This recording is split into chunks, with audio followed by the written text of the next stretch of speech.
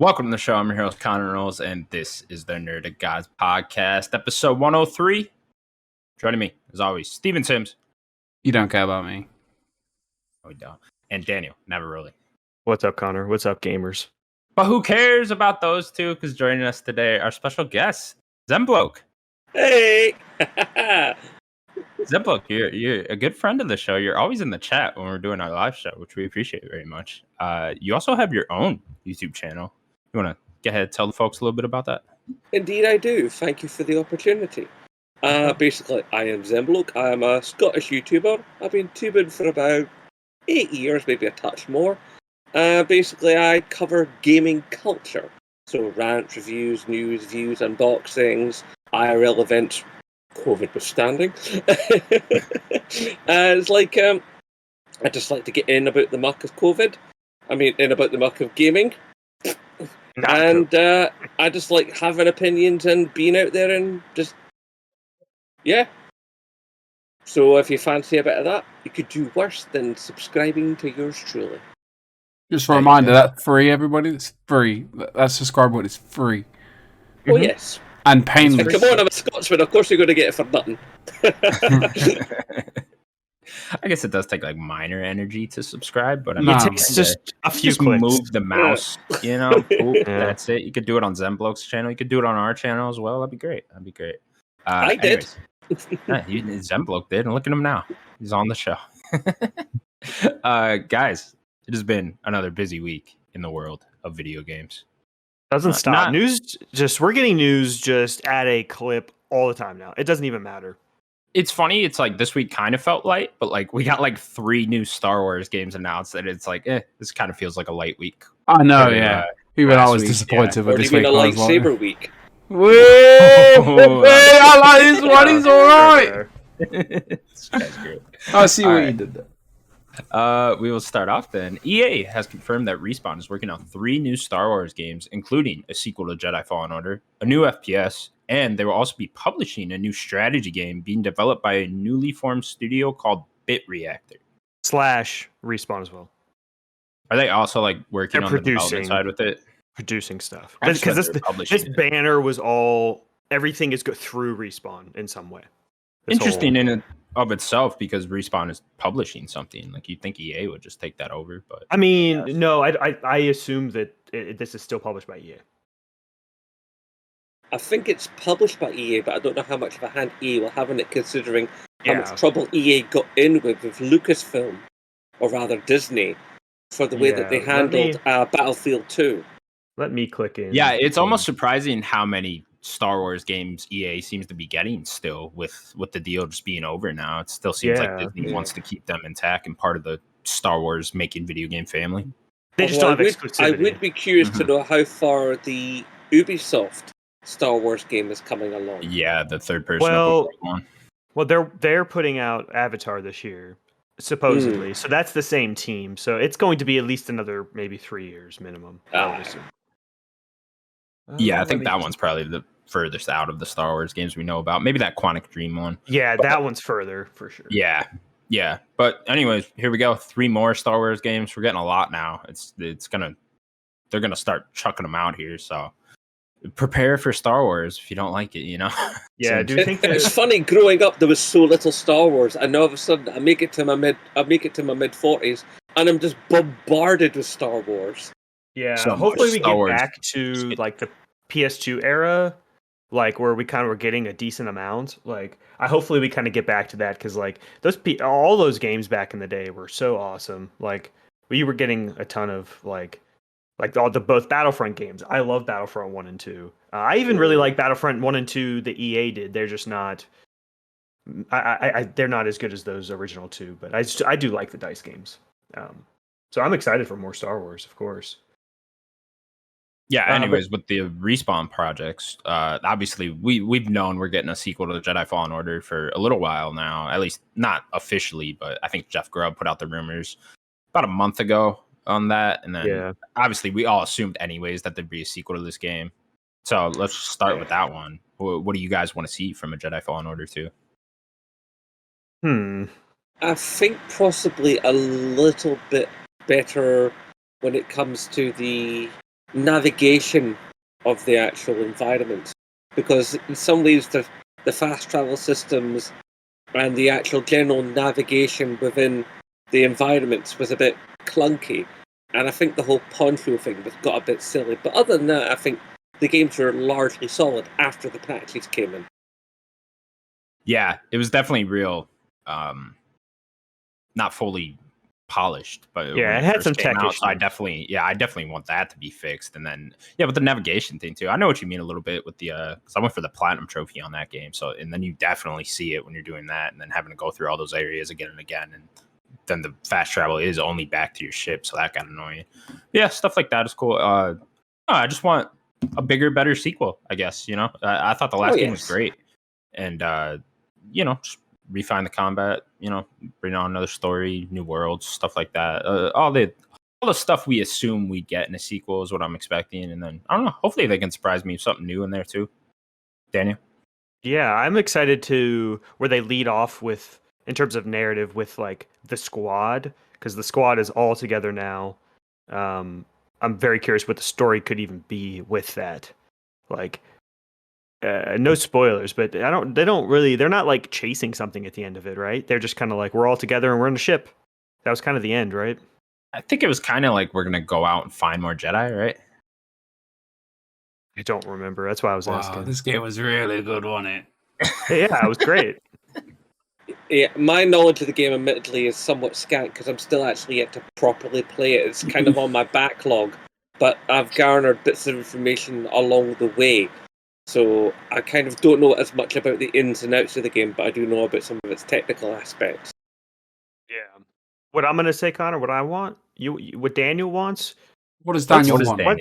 Let's throw some Rebels characters in there. Give me Ahsoka. Give me Ezra. Sure. Give me Kanan Jarrus. Give me the whole crew. Hera, the whole crew. Sabine. Let's run into that crew, and then let's like have a big crew. Come on. Just making up names on the spot. Yeah, you're right. I'm making up names.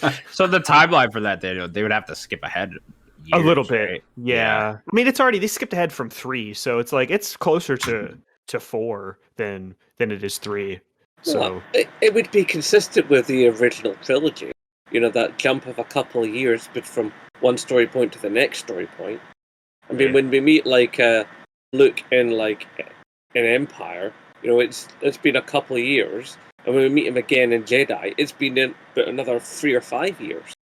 So Star Wars is not afraid to do time jumps. I mean, even if you look at the prequels, I mean, the amount of time that passes between 1 and 2 is quite significant. I mean, Anakin goes from a wee boy to like a great big emo teen. Yeah. With that stupid dangly thing. That's what all the Padawan have, that though, dude. I mean, that's a sign of a Padawan. Stupid. Yeah, all the Padawan have. That's a Padawan. Well, they all have a stupid dangly thing, all right? Most of the Padawan do. Yeah, I mean, if you look at Ewan McGregor, he was a Padawan in Phantom Menace, and he had that. Why you gotta ruin my joke, man? What? Because you're hating on Star Wars. And we're going to get it in the next from Star Wars geeks, and they're a very large community. And don't make me get my sabers again.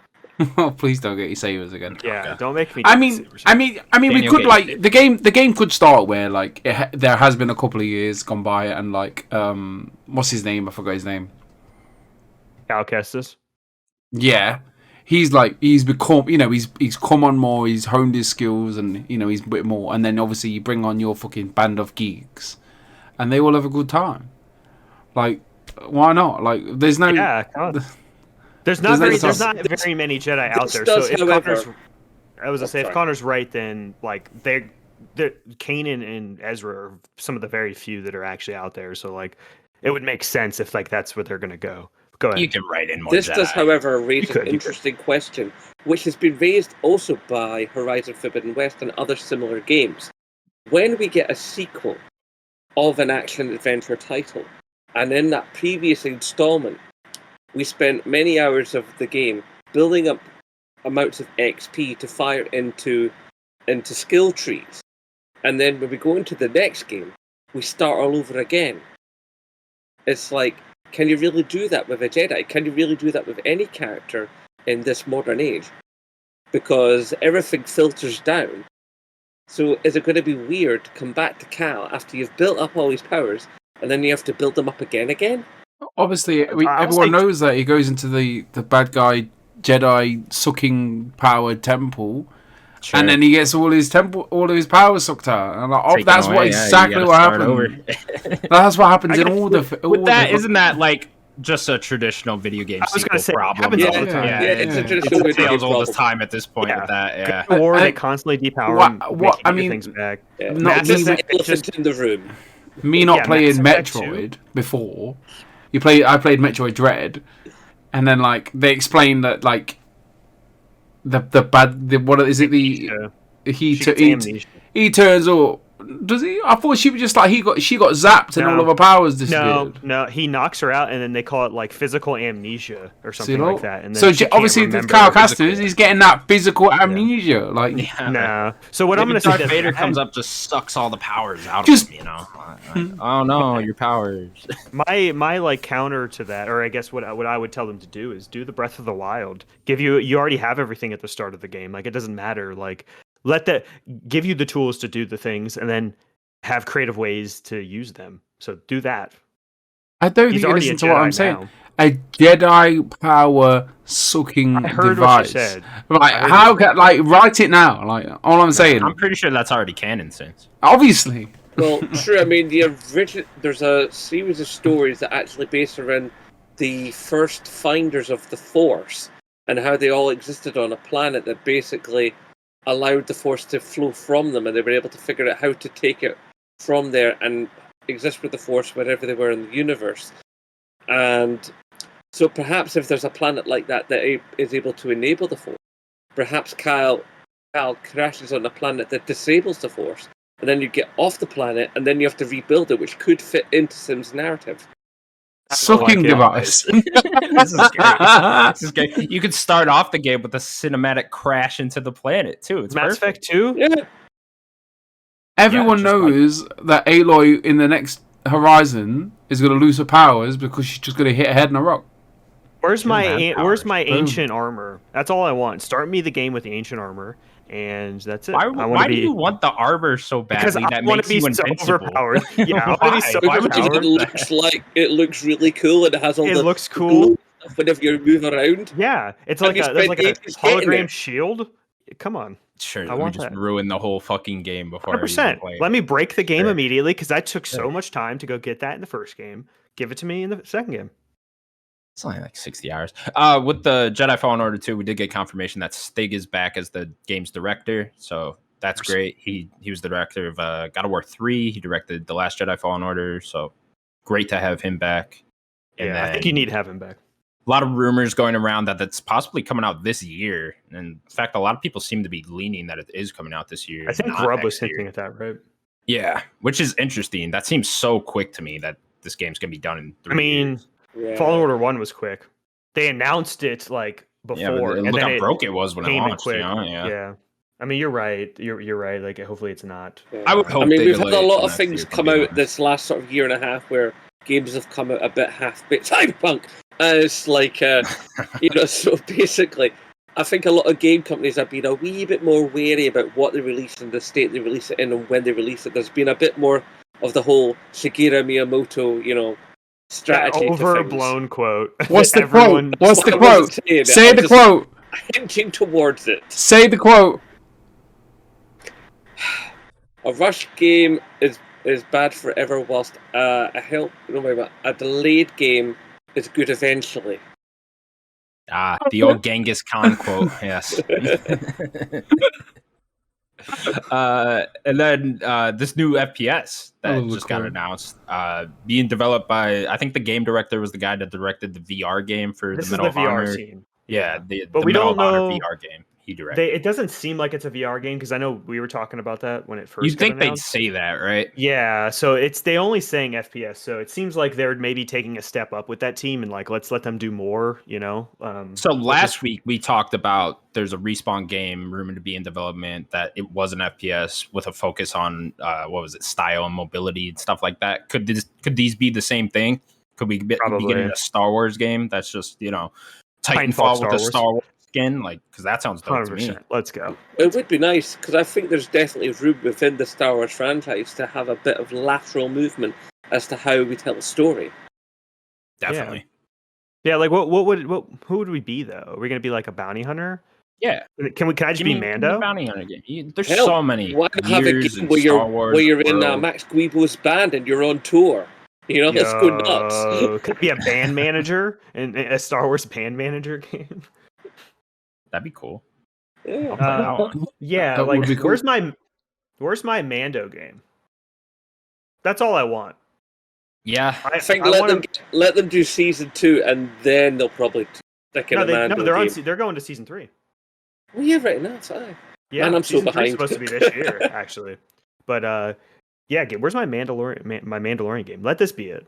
Do you want one actually starring like the Mandalorian from the TV show? Yeah, Oh, I want that's what Din. you I want Din okay. to be the character, but that would be third person, so it's not going to be this. But Sure. I don't know. Maybe we're playing some like gunslinger Han I can type see character. you could easily do like a multiplayer type FPS where you just play as a bunch of bounty hunters and run around making an arena type shooter. That'd be fun. I mean, like just a wee while ago, I went and you know how like they put the PS2 version of Star Wars Revenge Racer on the PlayStation 4 for this download store.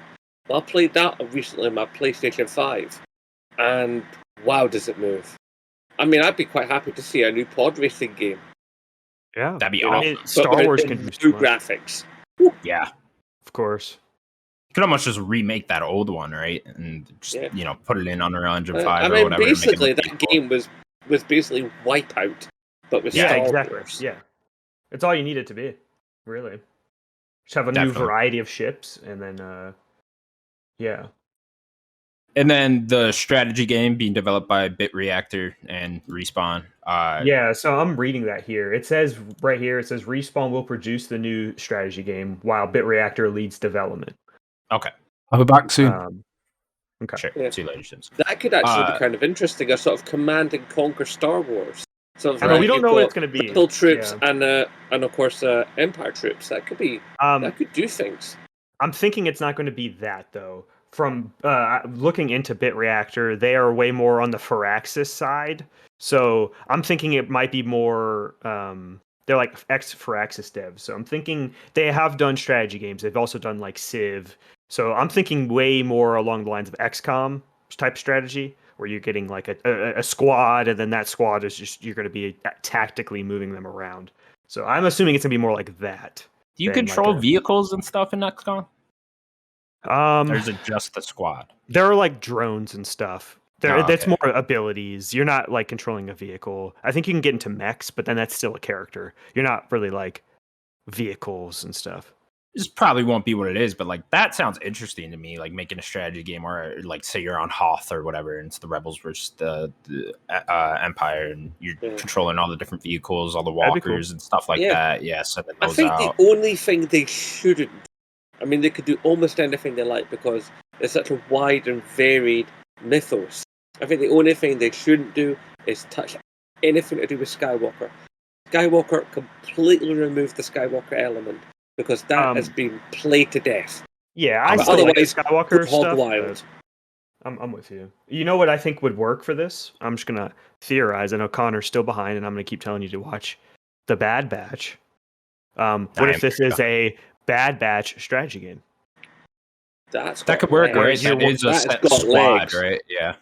It's a squad, and then they all have their own abilities. There's the tech guy, there's the hacker, there's the brute, there's the leader. There's Omega now, which she has like a cool bow. There's the sniper character. They all have like a very specific thing, and that's kind of how they're written in the So are those story. like the typical type of characters you see in XCOM? If you were to fold the Bad Batch into a model similar to Bulletstorm, that would be cool, but I think that's definitely a different game. But yeah, that'd be very cool. More like Republic Commando, if you remember that game. You guys remember that one strategy game where you could go into first person after you like start setting stuff up and then play it? I forget what that game was. Well, there was 360 era. Well, there was the one that we talked about, I think in 2020, the Lemnis Gate or whatever, where it's like a strategy game where you also doing FPS stuff. Was that the same thing? Kinda. You're like you play like you do an FPS thing, and then you can like also be in the strategy realm, and you're like 1v1 fighting somebody. It sounds kind of similar to that. Yeah. That one passed me by, but it sounds interesting. Yeah, it was on. I saw it on just console. I'm sure there's PC as well. But, yeah. Anyways, plenty more Star Wars coming for us. So get ready, folks. I mean, this is just the EA side. Like, It's coming. Yeah. yeah, I mean, how many do we got now? Let's round them all up real quick. We got massive. the 3 here. Massives. That's the Ubisoft one, right? Yeah, Yeah, and there's and then- that stupid mobile game that they're making.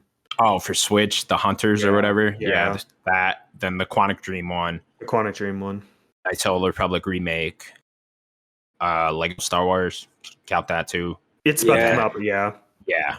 So And 8. then- That's going to sell we're like at 8 hotcakes, right man. It now. always does. Yeah, Yeah. definitely. I think this one especially because this one looks great. Yeah. Mm. That seems to be all that I can remember. Yeah. So I mean, we got 8 down the For pipeline now. right now. For now, yeah, and I'm sure there's more being made. So Mm-hmm. we will Exciting. see. More Star We will Wars. see. Yeah. So I mean, Give if me a- you're give a me a- Star Wars hardcore nut, you're in for some good times. I'm so ready. Definitely. I'm so ready for all of it. Give me something with Rebels, okay? And I want Rebels and a Mandalorian thing. That's all I'm asking for. Give me a third-person Mandalorian action game. Give me something with Rebels. I don't care what it is. I want those characters in a video game. It would just be nice I mean, I love Star Wars, don't get me wrong, but I've always been more a Star Trek person. If I could just get a Star Trek game that doesn't There's bore that- the tits off me, There's that narrative please, one. God. Did you see Yeah, the narrative Telltale one, right? Or Yeah. it's the ex Telltale devs making. Yeah. that. Yeah, I've seen bits of it, but I don't know much about it, to be honest. Yeah, we need to see more. Definitely need to see more Yeah. of that game. I know people like that VR Star Trek where you were like the commander on the ship. Bridge And- Command, yeah, I did buy Bridge that Commander, for my PSVR, yeah. but I barely ever got around to playing it. Yeah. Oh yeah. I just like, and then by the time I was actually got some time to play it, my second move controller broke. Oh no. Oh no. Good luck finding another one of those. Move controllers. Pay to that then. Jeez, the move controllers. Yeah, Goodbye not to enough. those things. Not enough Star Trek shit out there. I know. We forgot about the Immortal, Vader Immortal, right? Oh, for Oh, VR, yeah. Yeah, there's Yeah. that too. I want to do that. I have yet to do that. I That's heard that's it's meant really to be cool. like that early Batman PSVR concept. Yeah, that thing, wasn't too. it? The being the Batman. I which think was that there's that- a little more game to the Immortal. Like, I Yeah. think there are like lightsaber things you do in that game. But I want to try that. Yeah. What's let's hope next with on the that agenda then? PSVR 2. Next up, continue on with last week's massive news of Microsoft purchasing Activision Blizzard. Phil Spencer and Jason Schreier gave us some more details on COD's future. Well, Yeah, I was possible like- more details. We There's a lot missed going the on. Phil thing. Yeah, let me read the Phil tweet. So Please. this one said, had good calls this week with the leaders at Sony. I confirmed our intent to honor all existing agreements upon acquisition of Activision Blizzard and our desire to keep Call of Duty on PlayStation. Sony is an important part of our industry and we value our relationship. And then a couple days after that, I think we got Jason Schreier's tweet. He seemed to dig up some more information saying Activision is committed to releasing at least the next 3 Call of Duty games on PlayStation, even after the Xbox acquisition. According to people familiar with the deal, that means it's COD 2022, COD 2023, and then a Warzone 2. And then after that, it gets hazier, and I'm assuming that's all kind of up in the air right now of where after COD 2023, if Call of Duty is going to continue on PlayStation. So it also is contingent upon COD regaining its original high position within the fan base, because it has to be fair to be said that COD these last 2-3 games has taken a bit of a dip, and a lot of its fan base have split.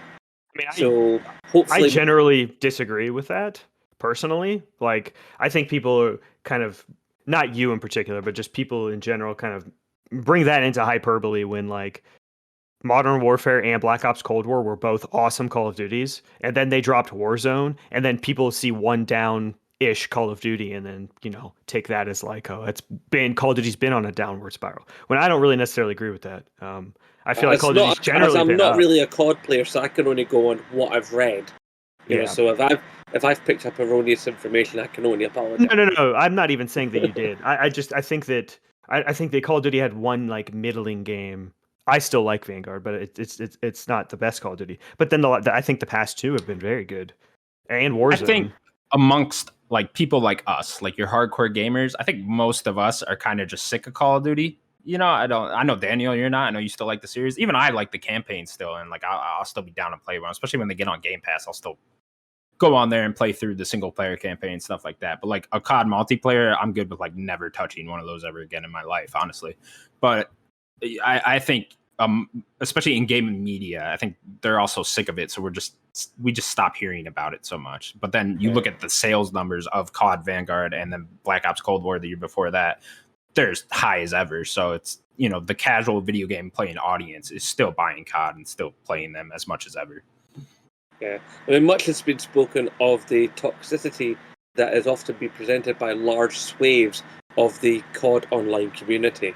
Mm-hmm. I mean, there's a part, you know, we all have heard the stories about the incredibly sexist culture within that particular chat. To be fair, I mean, that obviously does the game no favors. Oh no, and to be fair, that is just online gaming in general. I don't think that's just a Call of Duty thing. Yes like, and no. I mean, it depends upon the game. I mean, like if you're playing Grand Theft Auto, my God, some of the stuff you'll hear through your headphones.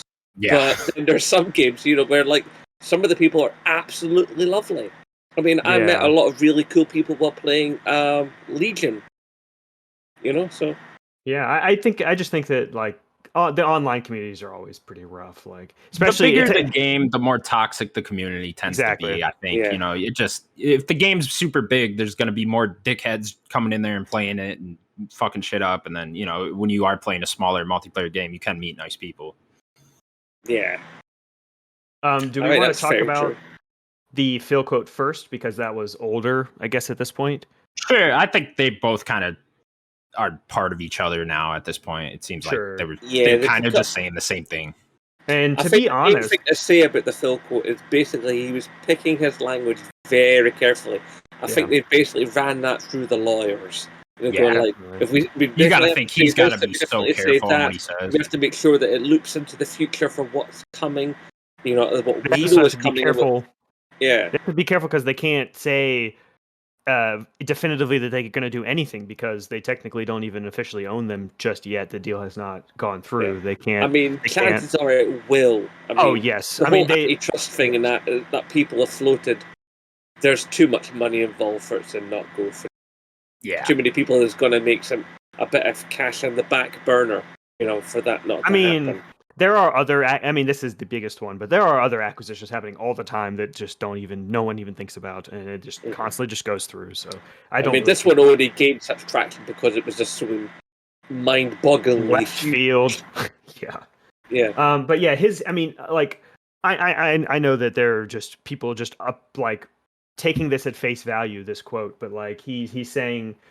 His intent to honor all existing agreements. Obviously, we've talked about this last week. Intent, he's not going to break a contract. They can't break a contract. If there was we talked about the deal. We talked about the Call of Duty's pre-existing deal on PlayStation last week when we talked about this, right? Like, yes, that's what Schreier was referring to. So apparently the deal is only through the next 2 years, which makes sense because we kind of talked about the deal probably isn't a 5-year deal or a 10-year deal. It's probably a very short deal. They're not. Could have been. I mean, there are very few deals that like in gaming anyway.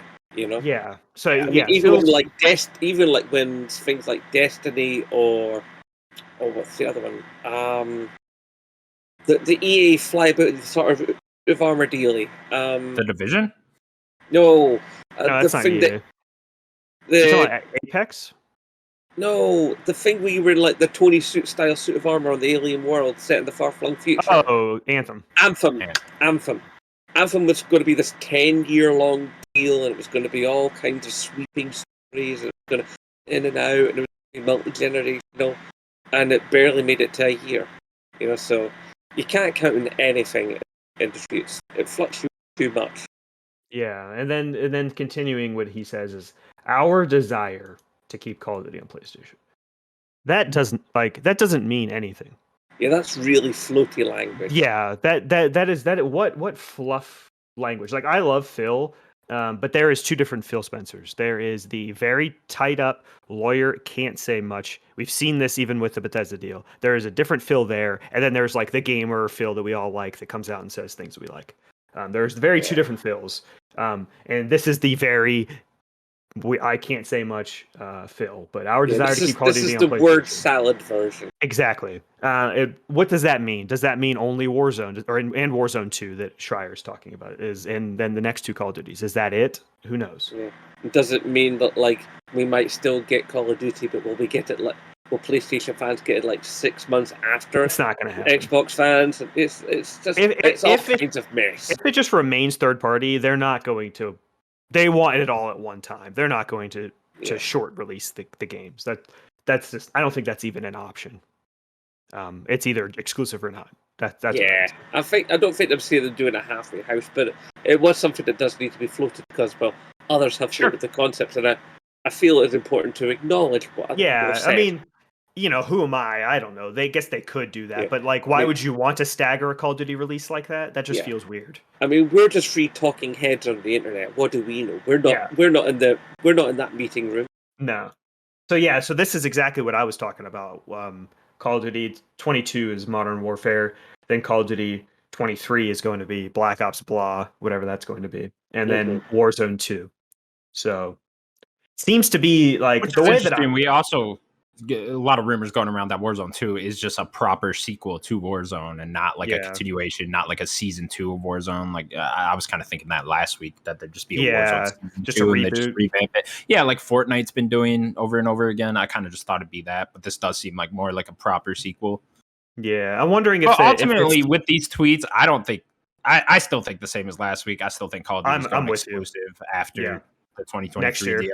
I think they'll just continue it on with Warzone on PlayStation. I could even see a Warzone 3 in a few years coming out and still being on PlayStation, stuff like that. Because at least you still get microtransactions, and then Call of Duty players can still play on PlayStation a little bit. You won't get the latest and greatest. I mean, with the PlayStation fan base, that's a lot of money to leave on the table. Exactly. And you'd still get so much of that money just through Warzone and then have all the benefits of making the year-to-year COD exclusive on your platform. Yeah, I'm wondering with the Warzone 2 thing real quick.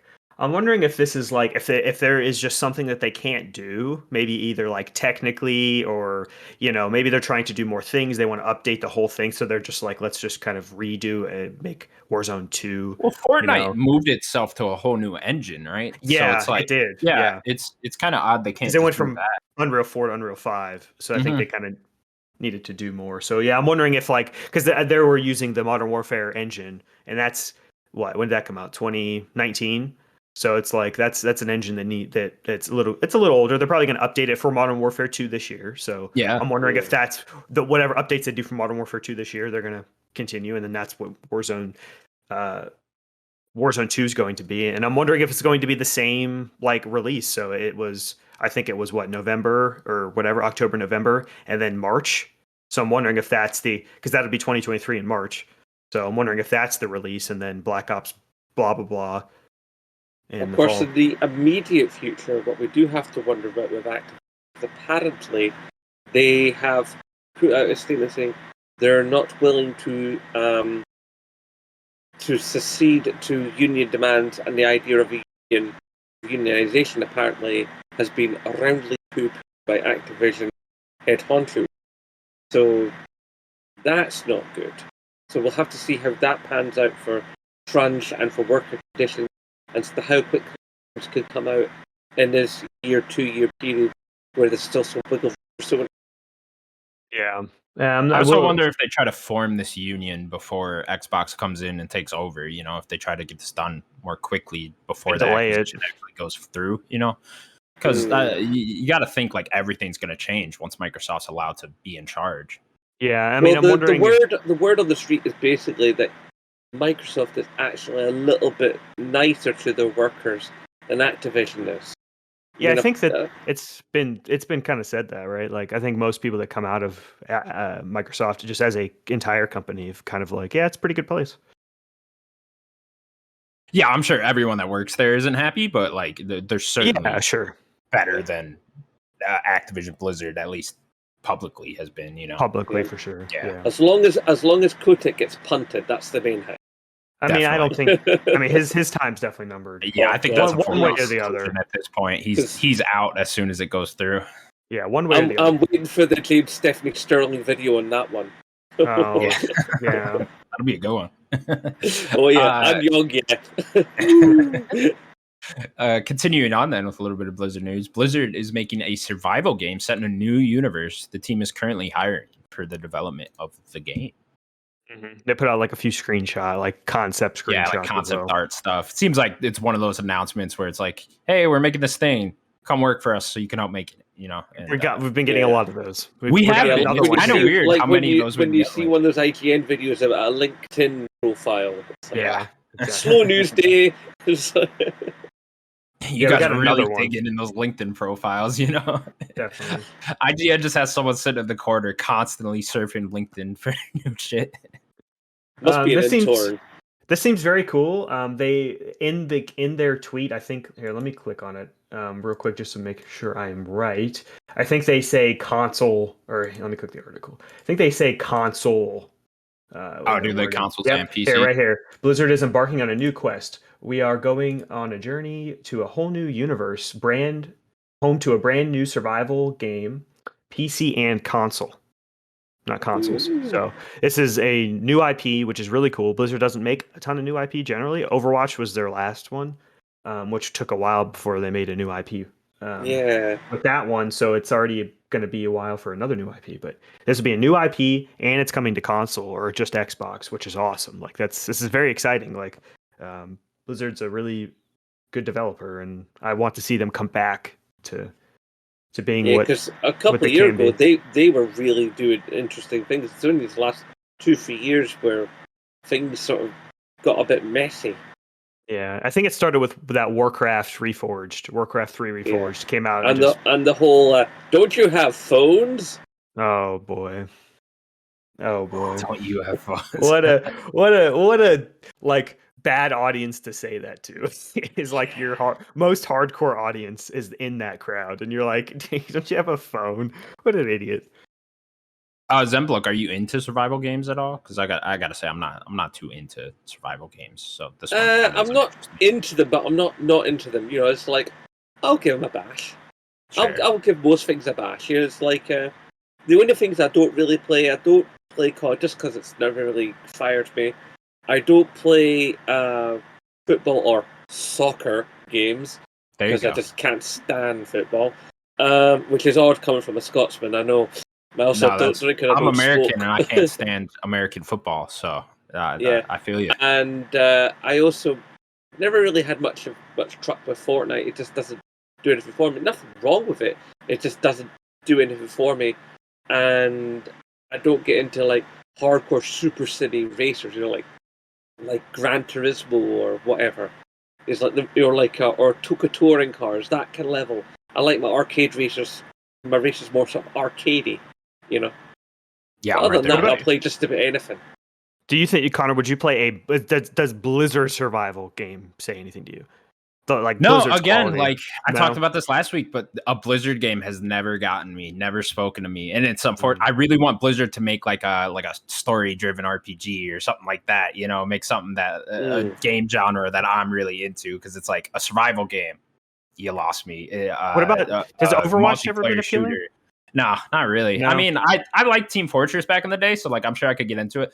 You need a group of people to do that with, Yeah. and that's kind of the problem. Yeah, to like really get into Overwatch like that, and then again like Diablo, not into, you know, stuff like that. So I'm hoping someday Blizzard makes a game that's more appealing to me, but it doesn't seem like this will be it either.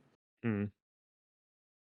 But Daniel, I know you're a big Blizzard fan, so are you excited for this? Well, see, and I have even played a lot of their games because it's mostly like PC. But you're not the stuff. biggest survival game fan, are you? No, Minecraft's probably the biggest one for me. Yeah, I was gonna say, like, I like Minecraft, but that's not that isn't too It's a survival hardcore game. survival. Yeah, You can make it more in like sure, settings. you could do what you want. Yeah, okay. Yeah, you can like Yeah. turn that like difficulty up in Minecraft and make it Yeah. like much more. So like, Yeah, I'm I just love curious. the building aspect to Minecraft. Exactly. but Like survival that's aspect, why I never really paid attention to. That's why I say like Blizzard's level of quality to a survival game, like that could just be the best survival game we've ever had. I think if they do that.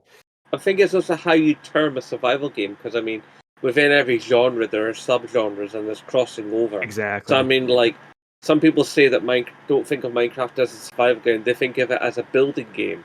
You know, Sure. Some people see it as a crafting game. It's like it comes down to personal interpretation, because video games are art, and art is ultimately one of the most subjective things there is, like ever. Definitely. Dang it, I'm going to have to go get a plug for my laptop, because apparently, even though I charged it up before the podcast, it's already running low in power. So give me a little moment. I'll be back soon as. I'll mute my mic, so when I come back, I'll not be making all the clanking noises. I shall return. Perfect, you're good. Yeah, with the survival game. Yeah, like I was saying, I'm not too into it. Would you like to see like an existing IP be brought over to a survival game, like an existing Blizzard IP? I mean, it'd be cool. I mean, that's not what this is. We already know that from concept art and stuff. Oh yeah, no. I read that. Did they say specifically new IP? Yes. Yeah. They said specifically. Set in a new world. I'm set in a new world. Yeah, that.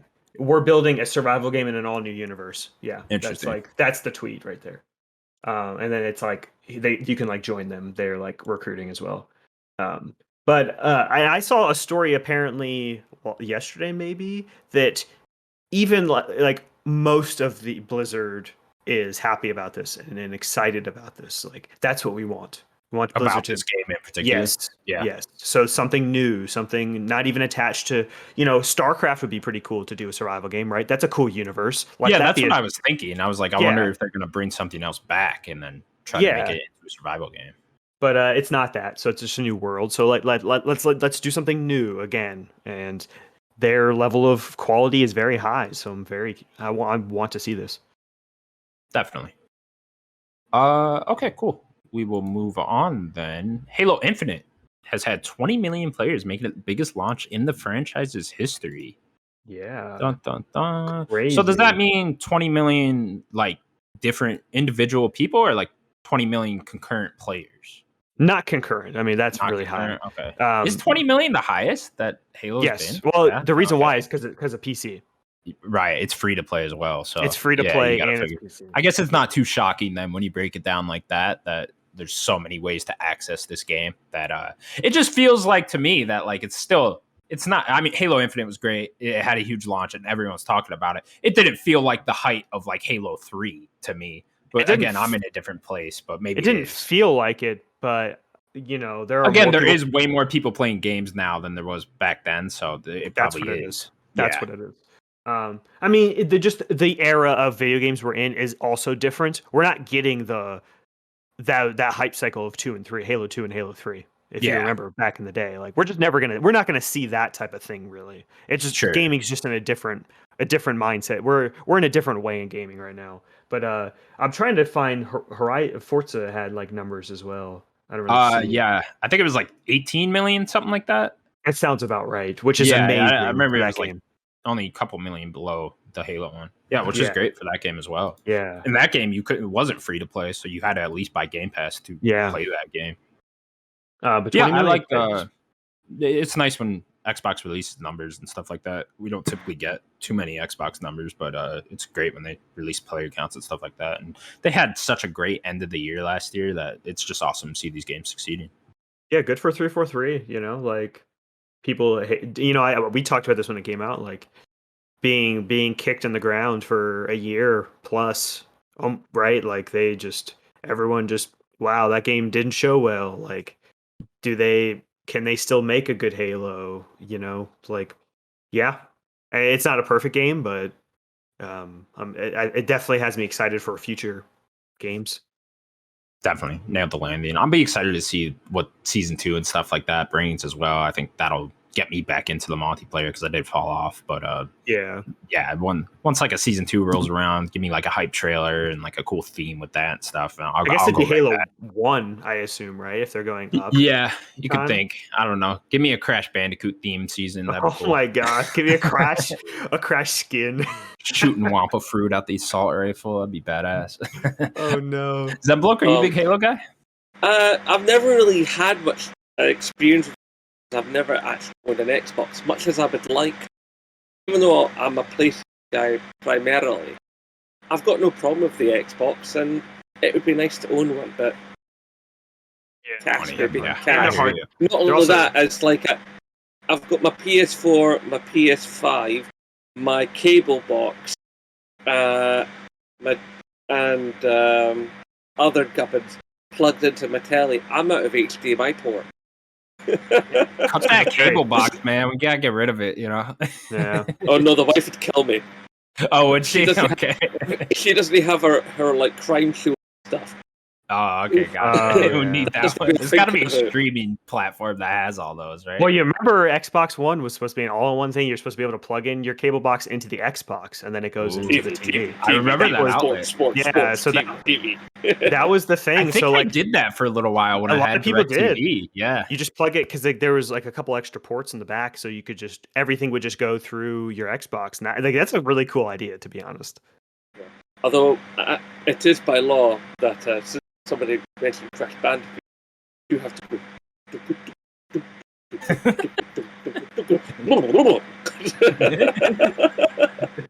Oh, Crash! We're gonna he's gonna be the mascot of Xbox. I love it. That is just so weird. Let's really Crash. See what really burned my brain with Crash Bandicoot is I got the remastered trilogy and I was all set for it. I thought such fun with the Crash Bandicoot. Excellent, because I played them all on PlayStation 1 and destroyed them. I loved them. And then when I got them on PlayStation 4, they destroyed me. I couldn't wrap my head around it. Obviously, it cranked the way up. They're tough. Dude, that first Crash game, going back and playing that for the first time, that was hard. Those last few levels are dude, the one level with the bridge level where you gotta jump on the fucking turtle's stomachs. Yeah. Oh my god. There's 2 bridge levels, and then what is it? Stormy Castle or something? The one where wasn't that the one they brought back? That was the DLC one. I think that was a different one that has the same look though. Oh, okay. I remember that one. Maybe Stormy is the bits of the castle that move in and out and staircases flat and stuff. Yeah. Maybe you're right, Connor. Maybe that's the name of that one, but there is another castle one as well. I'm pretty sure. Yeah, the castle ones are tough. Yeah, for sure. Because there's like the water that you're sliding everywhere. It's when that trilogy first. And also within the remastered, the levels given over remade levels. Daisy Bandicoot. I think that's her name. Female Bandicoot. Coco. Anyway. Coco, that's it. Thank you. Yeah, I mean her levels were nuggets as well. Like. Coco's cool. I like Coco. Well, what made Crash 1 harder is that's why people have a big problem with the Insane trilogy is that it takes the controls or whatever or like the movement of Crash from Crash Warped and then applies it to 1 and 2. So 1 is actually slightly off, and then 2 is slightly off. Isn't it also his the like shadow circle that you see? You use his that model, the hitbox integration with the physical environment. It's smaller, right? Yeah, because it used to be the case that like you could balance the very last couple of pixels of Crash's on the edge of a box, a bit more jumping. But in the modern games, did that, then you just fall off. It was like half the foot, at least, to stay on the edge of a box. Anything more than half the foot off, you're off. Yeah. A lot of like diehard Crash Bandicoot fans swear they can't play the Insane trilogy. Well, guess what I tell them, Connor? You know what I tell them? What's that? Get good scrubs because you suck. I was waiting for that. Get good scrubs. That's all I'm gonna say. It's the weird thing though, right? Aside from Crash Bandicoot, the strange thing is I actually am a better gamer now at 47 than I was when I was 17. It's probably just like mine. You understand games more, so you can maybe I'm definitely more patient. Although, being a science fiction fan on this side of the Atlantic made me a patient person. Because when we originally got Star Trek generation. After the first season and a half, went to Sky TV, so it was only on satellite telly. I had to wait 6 years for it to come back to the rest of the telly, so I could see the rest of the topics. That's crazy. Yeah, we're definitely in a much different world now with like how TV Oh releases. God, yeah. Yeah. I mean, back when I was a kid, it was sort of like, if you wanted to see coming out, they'd come out, you guys first, States, and then like anywhere between 6 to 12 months later, we'd get the movie. Now it's the same week half the time. It's always with like from us to Europe, that was always one, and then from Japan to us. Oh yeah, like that. That's how like it used to be very bad. We're definitely in a much different era with like entertainment releases now. And that's what knocked me sideways when I did my PlayStation 5 launch night, because I was first in line. You know, it's like I was first in line for pre-orders, and I was first in line to pick up the system on the night. So it's like, and I did my lining up, got the home, did the unboxing. Because we were delayed, my unboxing was behind all the other unboxings. Yeah, it was like was it a week? Yeah. Yeah. And it's like, and I was fuming. Yeah. That shit's important too to get out. Okay, cool. Moving on from the Halo story. Yakuza creator, what's this guy's name, Daniel? Toshihiro Nagoshi. He has a new studio called NetEase. Oh no, called Nagoshi Studio. Excuse me. Yeah, what is the NetEase? No, NetEase is a company. Like that is, and they own the studio. Yeah. Okay. So they will be publishing these games. His new NetEase studio is how it's written. His new NetEase studio. Okay, yeah. and it's called Nagoshi Studio. Yeah. So he said he felt restricted at Sega and wanted to get closer to game devs. Yeah. So when he was at Sega, at Ryuga Gotoku, he I guess was slowly becoming more of just a producer there, and less of like involved in like probably day-to-day dev making. So I guess it's the one thing that I felt weird about seeing this was like that Sega was like restricting what he was able to do, just being a producer. Like I didn't expect that, you know. Oh yeah, is that Sims? It was Sims bottom, and then no more. I see. That's all we want to see, anyway. Just his bottom. Yeah, kiss that ass. Oh no. Shaking that ass. Shaking that ass. Zenbloke, we are on Twitter now, so we'll all be shaking our ass. Or no, not Twitter. TikTok. Excuse me. Too many social media platforms. It's the only platform I'm not on. That's mostly just Sims.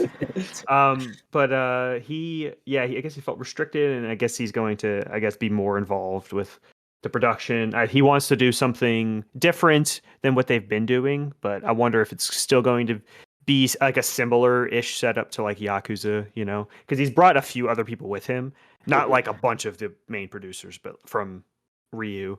But yeah, the Yakuza games have actually brought about some very interesting fruit. I mean, like with the Judgment games and so on.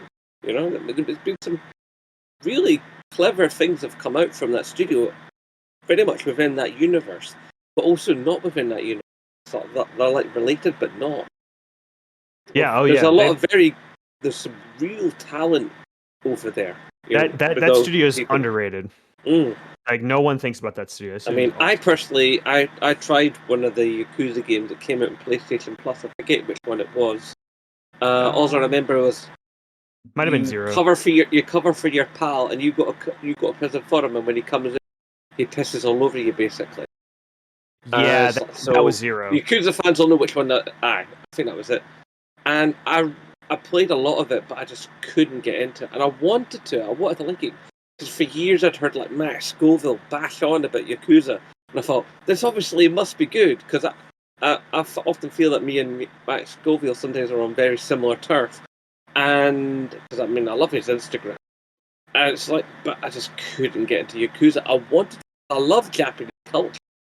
But the game didn't reach me. You have to really like Yakuza crime drama, and you have to commit the whole way, because you're not going to understand the story until the end. The story is it is like they fracture it and then it comes together Like It's that's just bonkers. I mean, yeah. I got up to the point where I was fighting some big guy in some sort of courtyard on with like the compound of this mansion that was run by another Yakuza set, and I just couldn't win this battle for love. Yeah, my mind with Yakuza, I've just always been like, at some point, I'm gonna be really in the mood to play these, and I'm just gonna like run through all of them because I played through 2 back in the day on PS2, and then a good amount of 0 I played, and I was just like kind of in the mood at the time. The, so the environments are stunning. Are just beautiful environments. Definitely. I'm very curious what Negoshi's going to do. It's really cool that I wanted to get back to the restriction that Sega was putting on him. It's super interesting to me that they were restricting him in any way because, like, from the outside looking in, Yakuza is like their fucking cash cow, you know, over at Sega. Because there's not a lot of Sonic games, and I know Sonic sells well enough, but it's not like the movie now.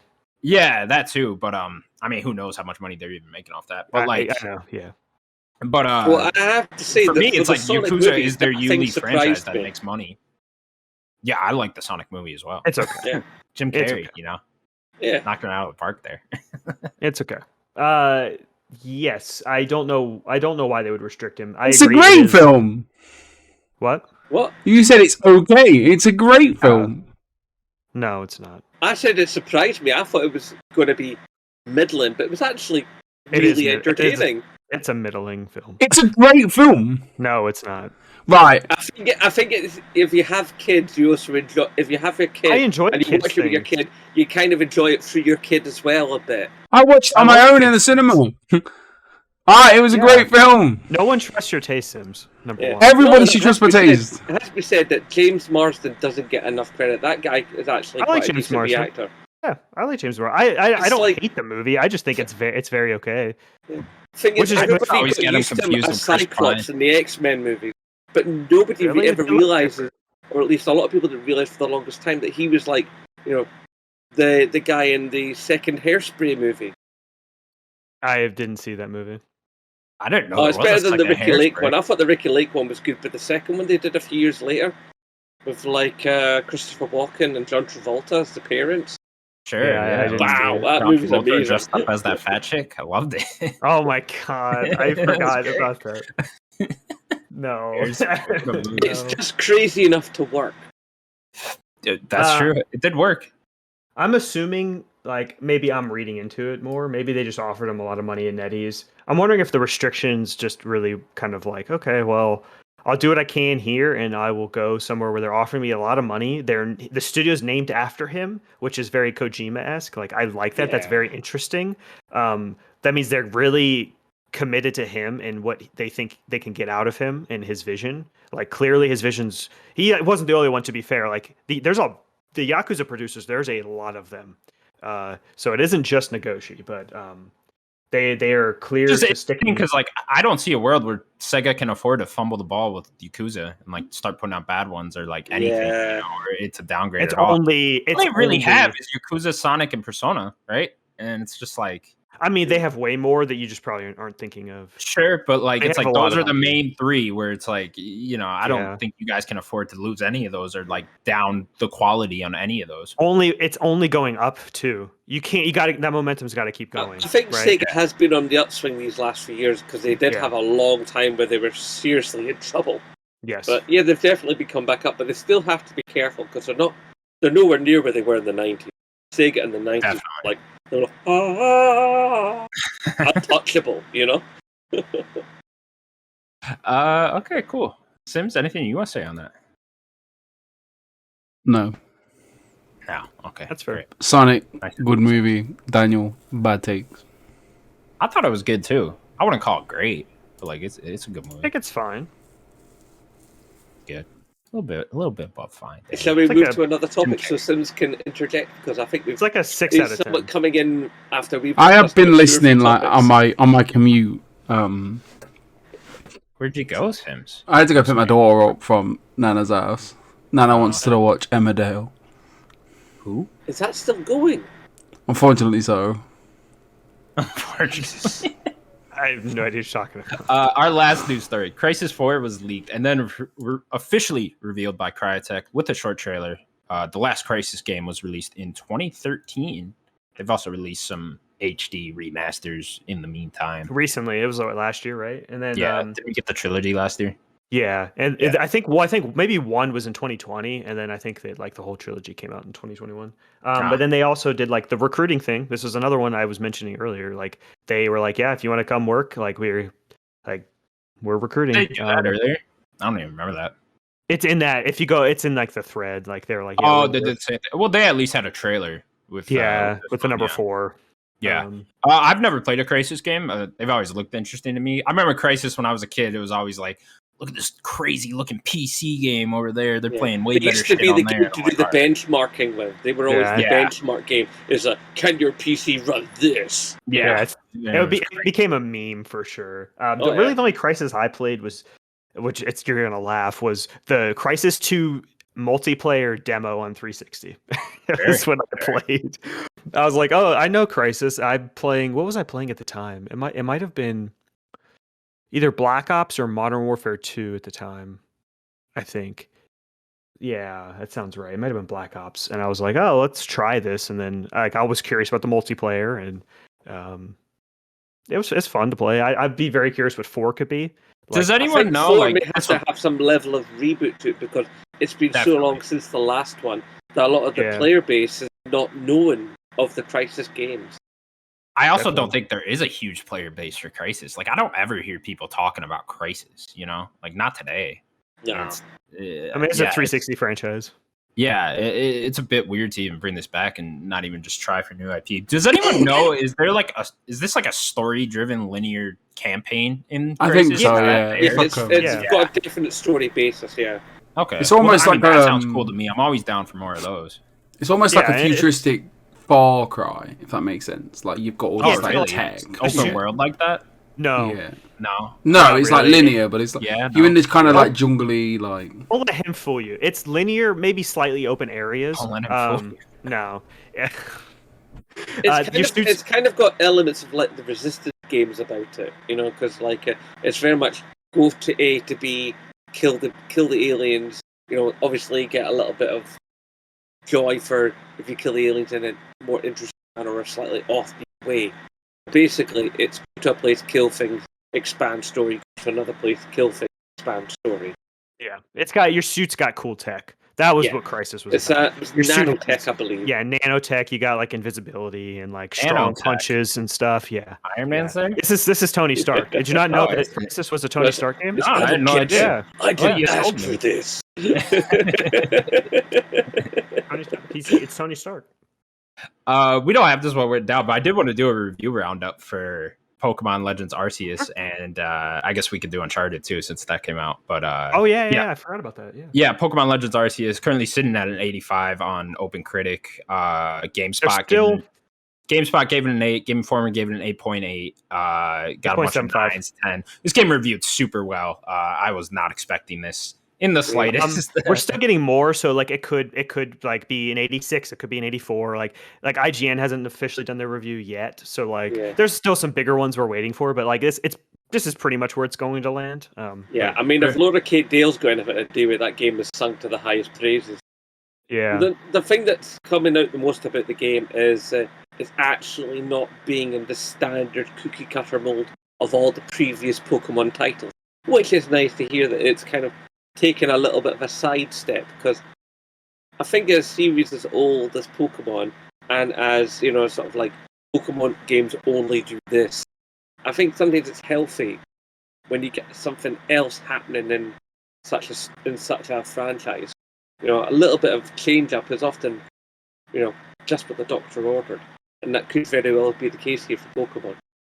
Definitely, I think it was a long time coming for this franchise. I mean, I know they put out a bunch of different spin-off Pokemon games and stuff like that. So we'll see. I don't know if the mainline series will change going forward from here. That'll be an interesting thing to see in the future. Yeah. Sims, you gotta be stoked though, right? Yeah, I was saying to Daniel earlier, pleasantly surprised. It's almost like Pokemon's next step 1.0 beta, if that makes sense. And I mean, we don't know if that's what the future's going to be. I mean, you've got to think though, like. I mean, it's too early to say now, but like they've got to think we could take it in this direction. If people enjoy this kind of format, and then the next Switch sells hardware, well, right? Yeah, and then I think it will. Fucking it's Pokemon. Yeah, I mean it's different, so who knows though? Like, does Mystery Dungeon sell well? Probably not great. Like, I would like to know what even Pokemon Snap did last year. So like the side games, I'd wonder what they sell. I mean, mainline does, like the remakes did, even though that they weren't the best remakes, they still sold well. But like that's mainline Pokemon. So like I'm wondering what like this will do. Is it going to be Diamond and Pearl remake? Is it going to do that well, or is it going to do a little less than that? I can see it. I think it'd be nice. Sorry, you said. Sorry. No, I'm just saying I can see it selling gangbusters. Like the reception that's come out to, like the word of mouth, and the Pokemon community is massive. Like people, yeah, Pokemon. Like we talk about Call of Duty players being only Call of Duty players. Pokemon players, there is Pokemon video game players that just play Pokemon video games. There's YouTubers that dedicate their life to like just shiny hunting for content. Like there's massive. Not only YouTubers do you get out them there. too, you get the Nintendo kids, the kids that only play on the Switch and stuff like that. You get all them as well. So Yeah. I think this game's gonna sell massively. I can see Hopefully. that in a couple of years' time, and Pokemon just their mainline series being in this kind of format because it works. Like the by the sounds of it, the combat works. By the sounds of it, the open world structure, the catching the mechanics, like all of that seems to work. And then this being like their foundation for where possibly the future of the franchise can go, can only. Obviously, it's limited by the hardware, but hopefully, hardware evolves and Switch 2 comes out, etc., etc. That's where I'm going next for my next point. Yeah, I just think not like once Nintendo have that next gen jump, whatever their next gen jump will be, because Nintendo always has that half generational step that they do. They're always at that midpoint between the systems that are on, and they always go a little bit further, but then the next generation comes and they're left that little bit behind. So whatever the next system is, comes, it might just be Switch 2. That is probably the point where the Pokemon fan base should hopefully get their photorealistic, open world, full on RPG exploring, right on in there, just everything opened up, halfway to looking like the Pokemon movie, Detective Pikachu. If it starts looking like that, then Pokemon fans are gonna lose their minds. Tomorrow is like a groundbreaking, exciting day for Pokemon fans. By the sounds of it, and every review has that one line like Pokemon. This is the game that Pokemon fans have wanted, or the future looks bright for Pokemon after this game. Like, and that's exciting. And for saying this is just the foundations for what is to come. Like, I can't see them not wanting to keep this format, even for a mainline game, and then a new I don't know, 8 badges, bad guy teams, etc., etc. So who knows? But I mean, there's like rumors of the new gen this year. So fuck knows. I'd have to ask my boy about that. My boy absolutely adores Pokemon. He knows it all backwards.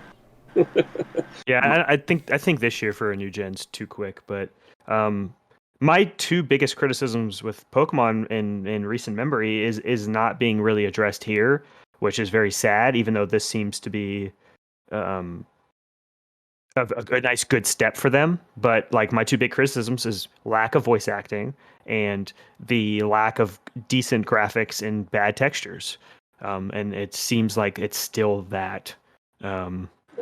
It's fair to say, though, I mean, this new Pokemon game has come up from a relatively small studio that's never done a 3D game before.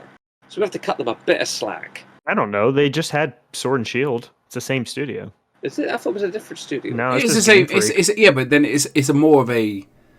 There's more openness. Of course, to it, if that makes sense. Of course. I mean, this is definitely a step up from what they did in Sword and Shield. But like there is zero reason that Pokemon should have. I should be questioning anything about like this IP. They have so much money. It's the biggest money-making IP in the world. The budget should have unlimited budget for Pokemon. They should have people should be frothing at the mouth to want to work on a Pokemon game as well. Like they should be. They are limited. They are stuck on the platform though, aren't they? Sure. Somehow. Yeah, that too. They are stuck, and that's their limitations. But I do think Game Freak are a very limited company as well. Like, and you're right with the resources that Pokemon make on a quarterly basis. Like, it's ridiculous how much money they make every quarter. Pokemon cards, Pokemon movies, Pokemon all merchandise, plushies, yeah. all of it. Like, it's ridiculous. Like, look at my bed. Like, come on. Like, that's a lot of money just sat there. I got some Pokemon amiibos over here. Exactly, it's ridiculous. I mean, I don't know. Like, I put it down to the limitations of hardware, but I'm excited. Like, you're very critical on that. You're very critical, Daniel. Like, and you are very, very rightly critical. But I think from where I'm standing, I'm just grateful to get this. But I would say it just even like oh no, I'm excited. I was gonna buy this game no matter what. I already pre-ordered the game. Breath of the Wild exists on the Switch. Like, why can't this game even look like Breath of the Wild? Like, I know Breath of the Wild isn't the most technical game, right? But like, why can't this game just look like that? But the amount of talent, the amount of talent that works on that game, though. Yeah. I think it does, just a different art style, honestly. No, it doesn't. Go look at the water. No, but I'm talking about textures. I'm talking about look at comparing Breath of the Wild to this game. It doesn't. Breath of the Wild. I just think Breath of the Wild has. You also have to remember though that the Zelda games, those are flagship titles. But this is they're Pokemon. going to have all the resources. Zelda does not sell Pokemon numbers. This is Pokemon. It should be. I think it should be. Zelda is Nintendo's baby. Pokemon is it? I don't think it. They have a lot of the rights to Nintendo, but it doesn't necessarily belong to Nintendo. They own like a third. It's an independent entity. Yeah, they own like a third, I think. I think it goes down to the level, and no disrespect to anybody at Game Freak, like, but it goes down to the level of talent. Like, the guys that work on Zelda have probably worked on most Zelda games. And they also got Monolith to help the Xenoblade team. Exactly. With, so like, it goes down to just. There? I don't know. Maybe they will. Maybe they've seemed to have nailed the gameplay. Is like the graphics don't really fucking matter, but it's just like the game. Based on these reviews, it seems like the gameplay is top notch. Top notch. Yeah. I don't want to sound like I'm complaining because I am excited for the game. I just want to this is another thing of like I want this game to be even like I'm a lifelong Pokemon fan. Pokemon started with me in Sims, and Connor, you're slightly younger, so like maybe it wasn't exactly to you at the time when it first came out. But I'm an extremely lapsed Pokemon fan. Sure, but yeah, that time was like perfect for my age. Like I was the one that they marketed Pokemon for immediately, and I've been the fan the whole time. I play every game, and I just want it to be better, like I want it graphically to be better. Like this is a console game. There's nothing wrong with that. You love a thing, you want the thing to be at its top potential. Absolutely nothing wrong with that. It is sad to see it being so trapped on side. I say trapped, but like on the Nintendo system. Like, look at the Digimon games that have just come out. Like they're not perfect, but they look great. Like that art style that they've got. Yeah, but that's because this is going to sound controversial, but I'll say this because it's the truth. Digimon, whether it be the games or the animation series or the comics, always just looked better. I don't think so. Oh, come on. I like that little orange you look at the way that Agumon is like animated and drawn and cool. is lined much better and you put him against the lined work of Pikachu. 100%. Pokemon? 100%. Then Pokemon? Oh, Digimon has a way better theme song. Are you kidding me than the Pokemon anime theme song? You're insane.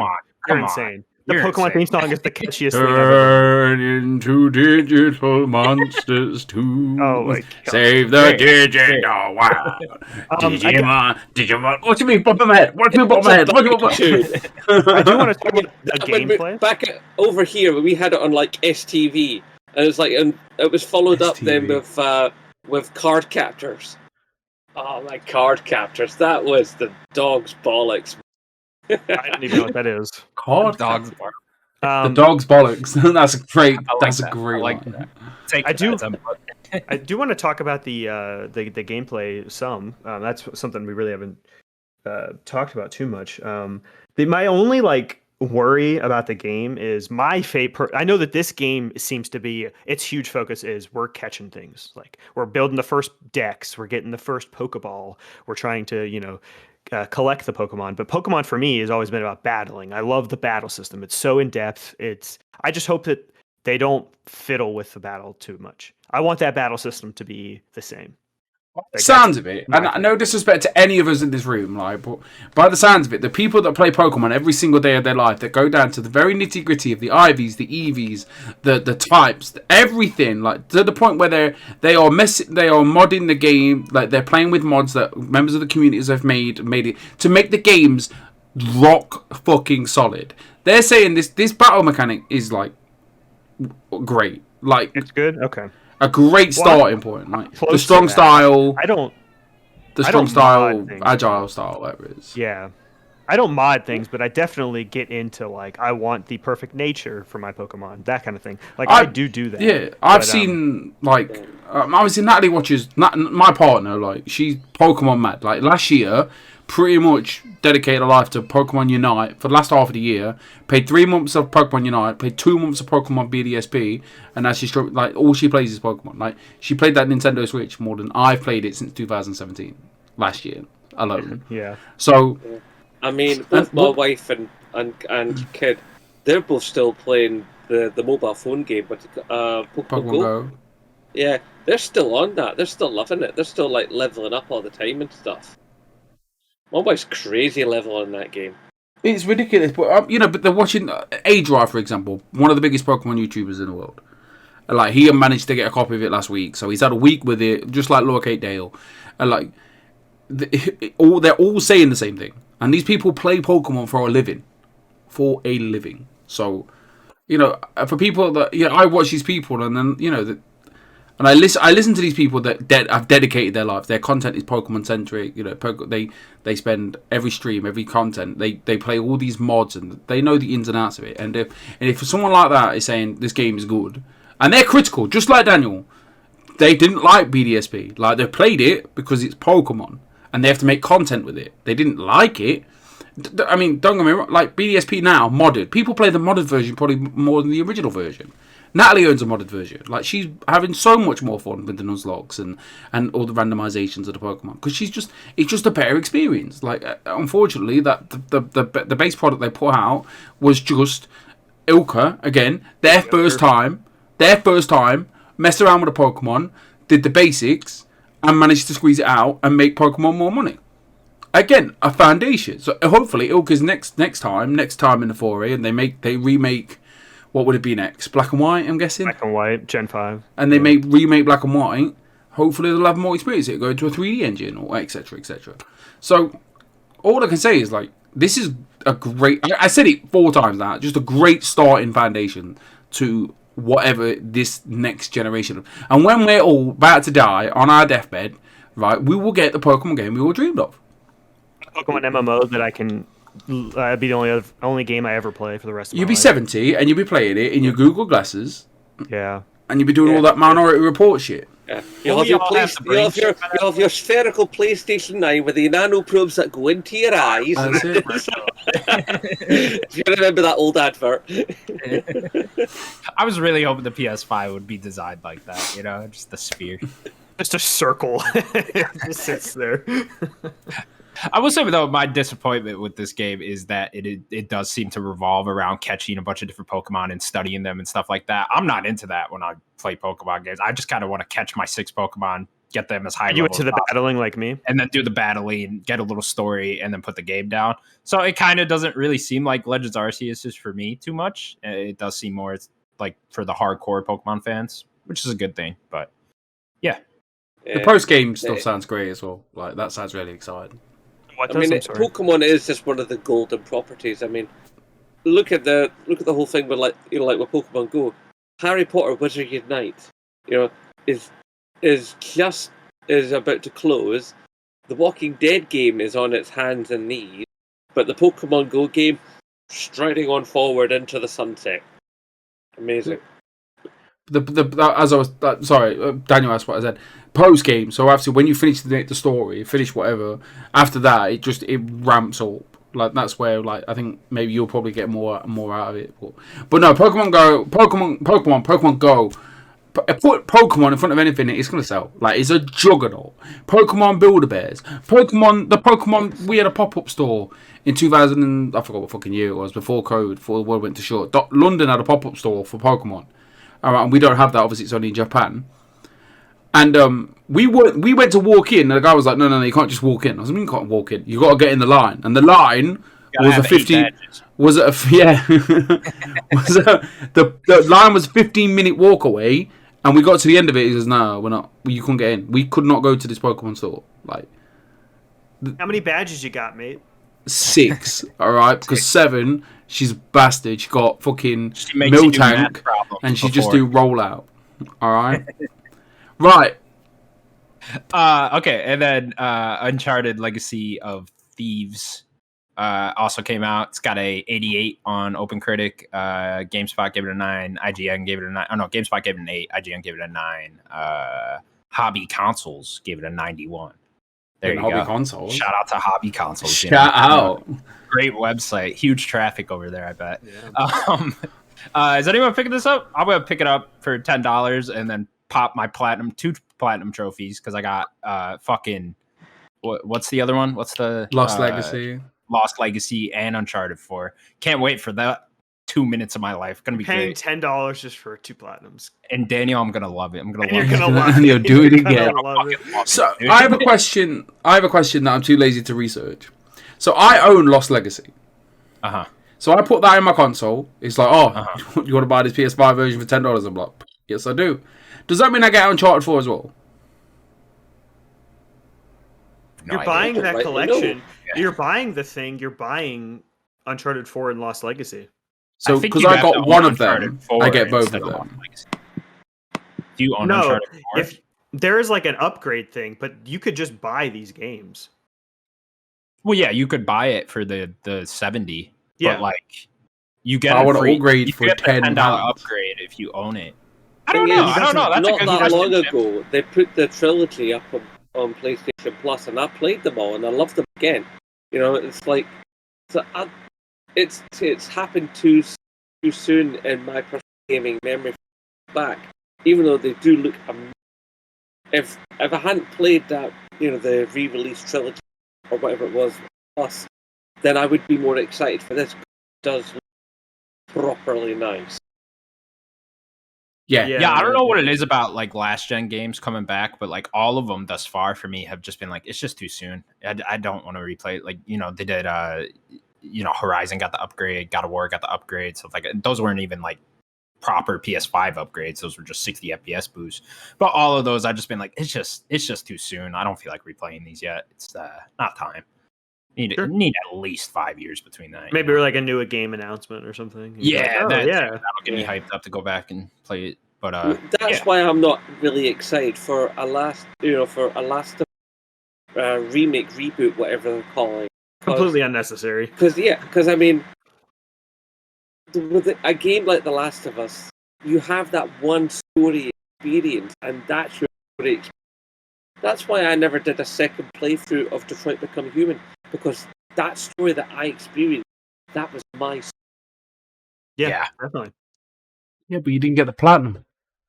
And You know what I mean? It's not all about the platinums, don't get me wrong. Oh, it's he's not all on the about the podcast! Oh, he's blaspheming! I mean, put it this way, right? I have been gaming since before I actually knew what age I was. Alright? I've been a PlayStation guy since the OG original model with all the ports on the back. I had the Model 1. Model 1. I am PlayStation. You cut me down the middle. Probably a bit of my sternum that says Sony. You know, it's like, okay. But you know, as much as I enjoy Platinum, I've only got like 7 of them, and I'm not that fussed. They're great little things. I got one. Make games last longer. They give you extra stuff to get involved in. But at the end of the day, the game is the game.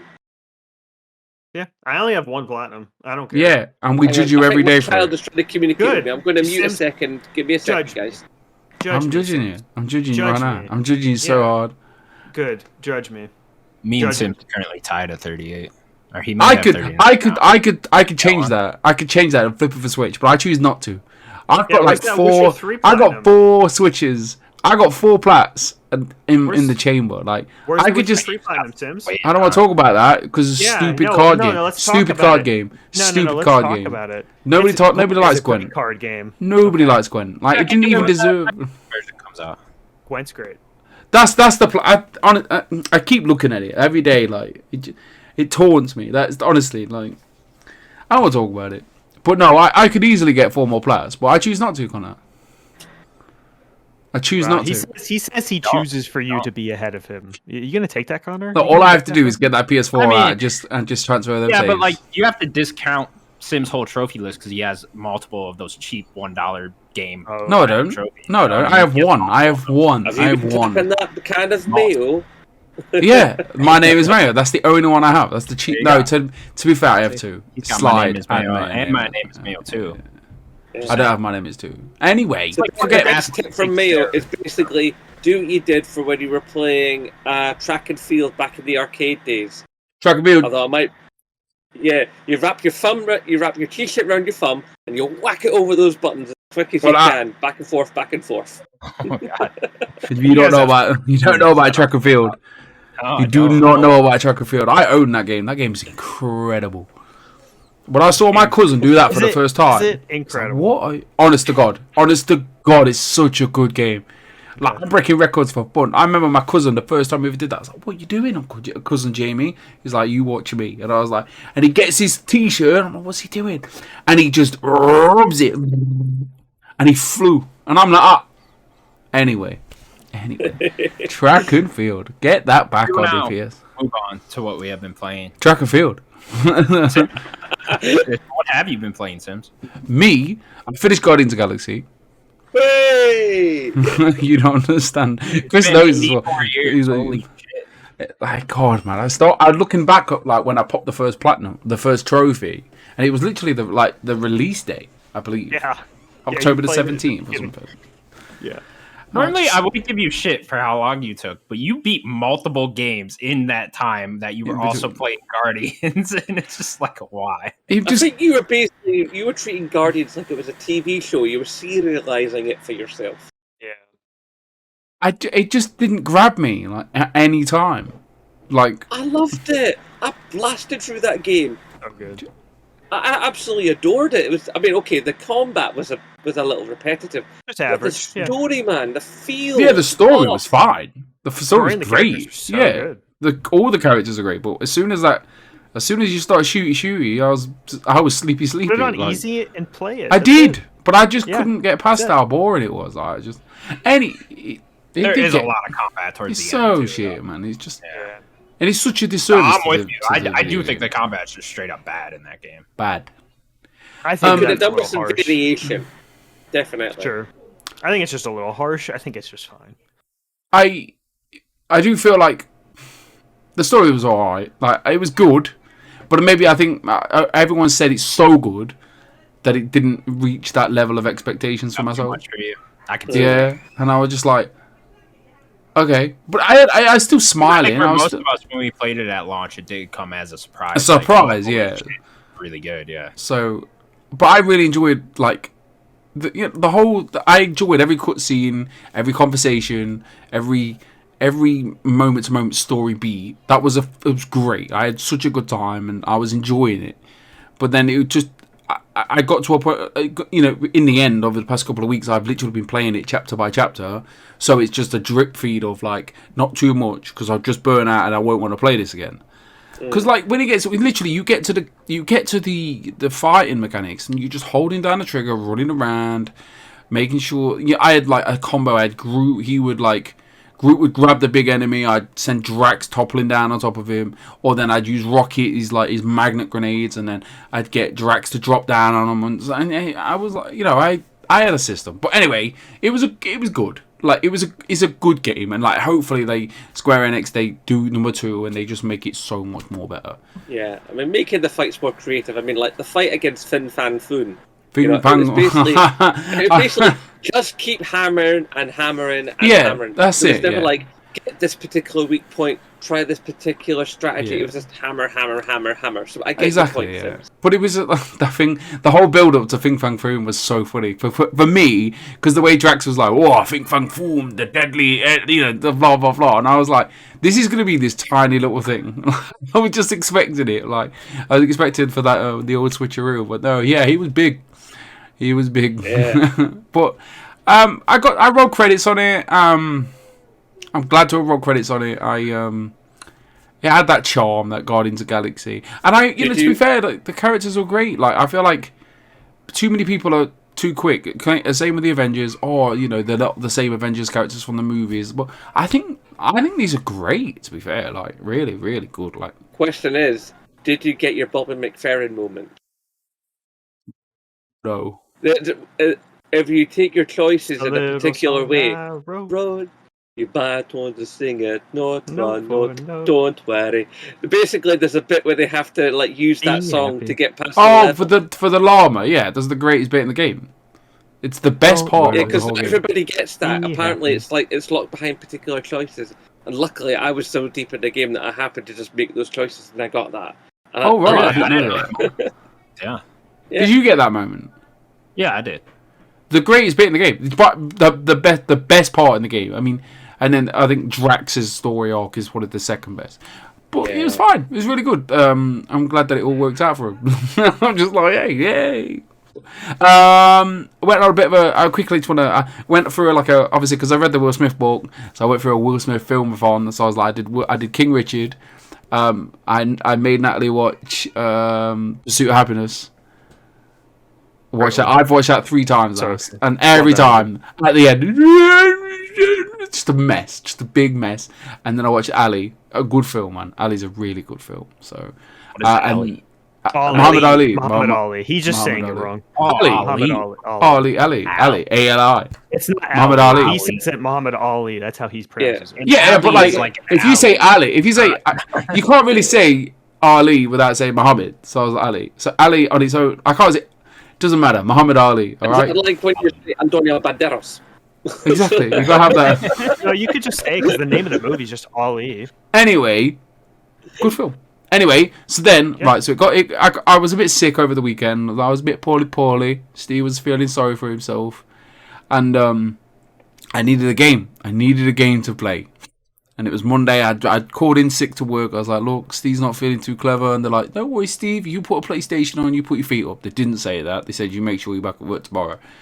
And so I had 2 choices. I had 3 choices. It was Zelda Skyward Sword. Played that for 15 minutes. Turned it off. See you in a bit. Not playing you anymore. I ain't doing this. I'm not doing that. I'm not doing any of that. And then I was like, your fucking thumbstick. No, because then for some reason, I mean, unless I'm a dum-dum, it disables the camera around you. I don't remember. I was just like, move the camera with like LB/RB type thing. I was trying to figure it out. I couldn't figure it out. Yeah, so yeah, you get to flick the whole. You get to flick. But I was like, I had the guide up and everything. I was gonna watch Austin John Plays because he taught me through the Link's Awakening. And I was like, I'm gonna have a good time with this. I'm gonna have a really good time with this game. And I was like, nah. No fucking way. And then they don't tell you in the whole they don't tell you in the old trailers that the motion control is it's not just for the sword, it's for the fucking dragon. See in a bit. It's a shame too because the story seems cool when you play through the first. I don't get why they don't. I don't get why. Why don't they just patch it in? Just patch it in because you got that Y button. That Y button's there. To recalibrate your Joy-Con. It's bullshit. It's just. I've just got a dead game now. I'm never gonna play it because of stupid decisions, stupid Nintendo decisions. Like why? I'll take your copy. Well, at least you can always trade it in. I'm gonna get rid. No, I don't know. I like to keep the Zelda games, but I mean, talking of trading in though, like we traded in like 5 Nintendo games, like Mario Odyssey, Mario Super Deluxe, and then what was it? Fucking a Marvel. I made like £150 on it trading. Like Zelda's just the Nintendo games don't devalue. They're like, we'll give you £50 back for this. I'm like, what? Hold on, it's crazy. Just because they don't go on sale. That's why they're always $60.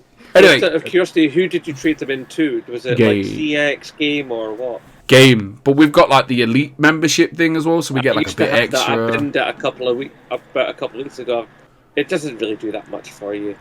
I think we got some good. We got some good value. We got a couple of points on there. We're in and out of there like nobody's business. But anyway, 2 games to pick from: Chicory or Kentucky Route Zero. I picked Chicory just to piss Daniel off. I love it. In all honesty, though, to be fair, I picked Chicory and Kentucky Route Zero because I thought Kentucky Route Zero seems more of a me thing. I was like, I looked at it and I was like, this looks alright. I will play it. But then I'll try Chicory because every man and his dog's talking about it.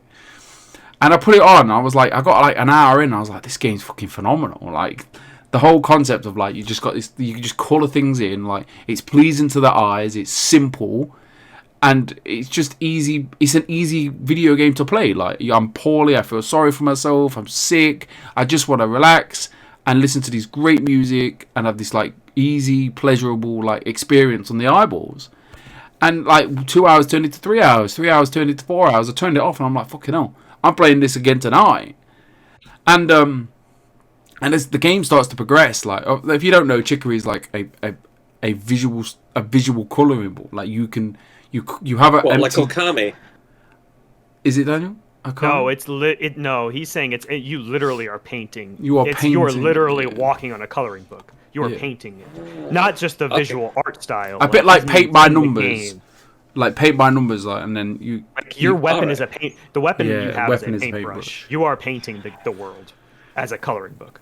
It's wonderful, and like it's just a bit of a Zelda. What are you playing? Pardon? What platform are you playing? PlayStation 5. Okay, I was gonna say if you got on the Switch version, I think you could do the touchscreen, which sounds really cool. You can do like the thingy with Bobby. Oh, the touchpad. Yeah, oh, okay. Have you done the touchpad? No. I did, but for like 5 minutes, I was like, nah. Okay. But it'd be cool on the Switch with like a stylus thing. Sorry. Yeah, that'd be cool. That'd be cool.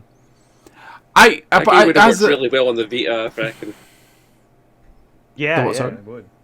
But as I progress through the game, though, like you play a boss battle, and like the game plays a bit like Zelda. You go to one dungeon, you get one of the powers, and then it can open up another area up there, and the game just deals with like so many issues of like because you have this magical brush, but you're just a simple doggy janitor, okay? And then all of a sudden something kicks off and you end up with this brush which contains magical powers. You can paint all the things and you become, let's say, the main artist. And as the story progresses, it kind of just tackles like, I mean, it tackles what all artists feels like artists, not just like as in artists who draw, artists who make video games, who like, hey, even us make podcasts. Like they tackle the like, is this good enough? Are we doing a good job? Am I doing a good job? Is this, do people really want to see this? And it just tackles of like all that self-doubt and like, am I worthy? And it just gets deeper and deeper and deeper. And it just makes you think like, it's such a relatable game to, I think, anybody really that's like trying to do anything that's a bit, creative. Like sometimes I can sit here and go, oh, is this podcast good enough? And it just gets in your head like, oh, people don't want to. We haven't seemed to have got 200 people. No, we haven't had 200 views in a while or whatever. And you're just like, oh, is it good enough? Like, and the game just like literally they talks to you, and you're like, and it just makes sense. And it just, for saying it's such a wonderful game where you're painting by numbers and the music's great, and then the boss battles are just insane. Of like it's all simple mechanics of like you just brush the brush over the enemy, but like the way the visual like presentation of it and the music and like just some dirty music for this boss battle. I'm just like, I was like, I've been killing myself to try to finish this game for tomorrow because I don't want to like just leave it. I really want to play it, but I also want to play Arceus tomorrow. So I've been up till like good 12, 1 o'clock at night, just like not forcing myself. I don't want to put it down. I really enjoy this game, and like I'm going to revise last year's top 10, and it's going to go straight in that top 10 somewhere because it was phenomenal. Like such a pleasant experience, and like deeper than it looks. Like you look at that game and you're like, oh, it's for kids. Nah, man. That is for you. If you are struggling as a person and you got all this self-doubt and like self-deprivation and like hatred for yourself sometimes, it just gets so deep. There's one scene where like you're dealing with you're fighting yourself, like, and he's like yourself, your conscience is like, you're not good enough, you're a prick, all that bullshit. Like, and another scene where like you can hear the thoughts and like this in this 2D realm of like video games, and you can hear it going. And I do that all the time, but like it was so deep, and I was like all that inner like hatred that Chicory had for herself, and like it was just deep. It's just emotional video game. Just like I'm sold. it's just it made was just about a dog and coloring. But it seems that way, and like obviously, you guys went 2 hours into it, an hour into it. It's not for me. And to be fair, I could have done that because I had the option to go Kentucky Route Zero. No pun intended. Can I say that? Route Zero. What's the pun? Don't look. I'm an English stupid man. All right. Leave me alone. But what I'm saying is, I don't know. Maybe I go back to it, both of you. Like just read the words. I went back for a second time, and it just read it, listen to it, and like I don't know. It was just phenomenal. Like really, such a good game. 8 hours of my life well spent, and I'll never forget it. I don't regret buying the game. That's fair enough. It just wasn't for me, you know. Like I gladly support that studio, you know. I'm glad my purchase of the game got some use. So, thank you, Connor. You're welcome. Okay, is that all you've been playing, Sims? Yeah. Arceus now. I mean, I said to jokingly for you, Arceus, and then like, are you looking forward to anything in February? I know you're not a Horizon guy, and then Elden Ring doesn't seem like that'd be for you. To be fair, Sifu, all the I want to play all of these games. Like, I want to play Arceus, I want to play Dying Light, I want to play Sifu. I forgot, yeah. Horizon, listen to the preview the other day, listen to Dawnbush and the guys talk about it. Like, hopefully, like, it just improves on everything that maybe I didn't like. Like, maybe, you know, to cut the shit and me going, oh, the Horizon, it was fine. But I played Zelda, and I think a lot of people have the same kind of, like, hampered experience of, like, this just isn't Zelda. And maybe it's just like a psychological thing. Like I went back to it years later, and I played it, finished it, but I just didn't care enough. It's definitely trying to do something different, but like Zelda, the freedom of Zelda is just unrivaled. Like the amount of freedom you have to explore that world. And Horizon's definitely with the sequel. Is definitely trying to help with that zip line thing, with the glider. Like they are trying to help like you be able to explore easier, you know. And Dornbush was talking about that. Yeah. He definitely said they are trying to improve on how you explore this world, and that's really good. I think I agree. You might like this one more than I think I will. Yeah, 100%. Yeah, but it looked phenomenal. Like it looks visually sexy, and the Decima engine is one of the best engines. I keep looking at that bloody one. I need to look at that one. I'm excited for what's to come. I'm excited I'm really excited for Sifu. Like I am frothing at the mouth. I can't wait to play Sifu. But Dying Light, that looks like that. The amount of chitter chatter that's coming from the underrealm of like before the reviews of like this is quietly decent, and I'm like, I think this game is going to be pretty special. It's a co-op game as well. And like me and Natalie are sitting there looking at each other like, you know, we haven't done this since Stardew Valley. Should we do it again? I'm like, yeah, let's do it again. Like, so Sam, mate. But then again, like me going back to what I said in the Discord chat, like jokingly, is anybody nervous? Like there isn't enough time to play these video games, and like we all want to stay current. Especially, I can't hear a word you're saying. I'm fucking terrified. Like I'm really scared about it. You want to play Dying Light? Dying Light. I want to play through Sifu, and then Horizon. I mean, I'm dropping everything for Horizon. But then you got to drop everything for Elden Ring because you're a big Souls fan. I'm not gonna though. There's nothing like once Horizon's here. There's nothing that's gonna take me out of that world. Even though I am really looking forward to Elden Ring. There's just Horizon looks fantastic for me. I did see some of the Dornbush stuff. I think that game just looks fucking incredible. It's great. Absolutely can't wait for it. The arena. You know, I don't even. They're adding a fucking arena. That's for me. You know what I mean? Like I love that shit. I think they will upgrade the exploration and all that stuff. Can't wait for that. Yeah, I mean, we'll talk about Horizon when it gets here. So I'm excited for Elden Ring as well, and I'm not even an Elden Ring. I just want to play it. I want to pick it up and see what it's like. Yeah, I think nervous is not the word I would use. Like I told you, nervous is not the word I would use. I would just say I'm excited. This is just a lot of cool games coming out. I'm excited to play as many as I can and as much as I can. You know, so that's for some reason, Daniel, you just seem to have an infinite time. Like you must have Bernard's watch. If you don't understand that reference, you never will. What was that Colin Farrell movie where he had the watch where he could like mess with time? This was like a 2000s movie. Do you remember that? It was an Adam Sandler movie. No, that was a remote control. Colin Farrell. It was a movie where he had a watch. You like Click though. Click is great. Click is Click. No, Colin Farrell had like a watch, and it was like a sci-fi movie, and he like could mess with time and stuff. Exactly. We all need one of them. Yeah. No, I don't have I just play when I can play. I just watch less movies and TV. I watch it when I can. I'm terrified because, like, say Dying Light comes out, and I'm super into Dying Light. Exactly. And then Horizon's here, and Exactly. then Sifu's here. Exactly. And I'm just like, fuck. Yeah, I guess you just got to pace it out your own pace, just play. Yeah, but like it's the type of thing like, do I then put Dying Light down when Horizon's out, and then do I not have the motivation to ever pick Dying Light up again? You know what I mean? See, I guess just beat it and then beat it as fast as you can and go to Horizon. Horizon. But could I beat her Dying Light in 2 weeks when it's apparently 500 hours? You know what I mean? It's like, well, no, they said the story inside stuff. If you quest is like 300,000 million billion words. Let's they were making some mad flexes on that. I mean, basically they were just going like, "This is our meat and two veg." Wham, on the table. This is how much dialogue we have. This is how much this we have. When really the actual game itself, that if you want to just like do the critical path, then apparently if you want to just play the basic game without any optional extras, no sunroof, no twist of lime, apparently it's about 25 hours. Yeah.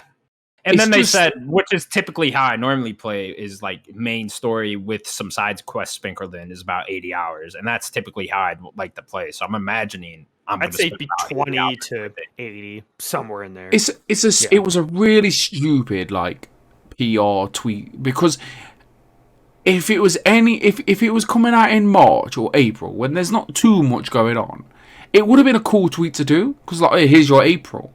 But don't do it at the beginning of February when you've got people will drop that game. Oh, I can't play 500 hours. I want to play Horizon. Like that's a sale loss. Like, I know it sounds stupid. The way my brain thinks, especially right now, they put that tweet out and it's like 500 hours, fucking long. I want to play Horizon. To see literally every thought they were inch of get that. I understand that. I understood it. They're just maxing. What is the max you can even? But the thought of it, it's like, I'm not going to be able to play that game. I want to play Horizon. I want to play Sifu. And obviously, I don't know. Like, obviously, people can only afford one game, etc. I don't know. It was a stupid tweet. Like, you shouldn't be. Don't put people off your game in a month where you're competing against the biggest, the baddest video games. I think it's also, that's just bad for people like us, and people in games media. I think we all think that it's a bad thing because we want to play so many different games, and whereas like, if you're just one of those guys that played Dying Light 1 forever ago and is really looking forward to the sequel, whenever the fuck it comes out, you're only going to play Dying Light 2, and you probably saw that 500 hours and you're like, oh, great, But yeah. Daniel, what have you been playing? Not much. Ooh, fake video gamer. You're right. I mean, you're right. I actually don't play video games. I thought so. I think he just watches these fucking gameplays on video. It's actually the first time I'm saying this on the show. I actually don't play video games. These consoles. I knew it. I fucking knew it. Oh, wrong way. These consoles that you see are actually, they're not real. Like, that's not a real PS5. Cardboard? It's a cardboard. AR. You're right. It's AR. My TV, it's not real either. It's just a piece of glass. So I actually don't play video games. I actually don't like video games. So clipping this out. I have the power. I have the power as well. I haven't played much. The only thing I played, I checked out Windjammers a little bit.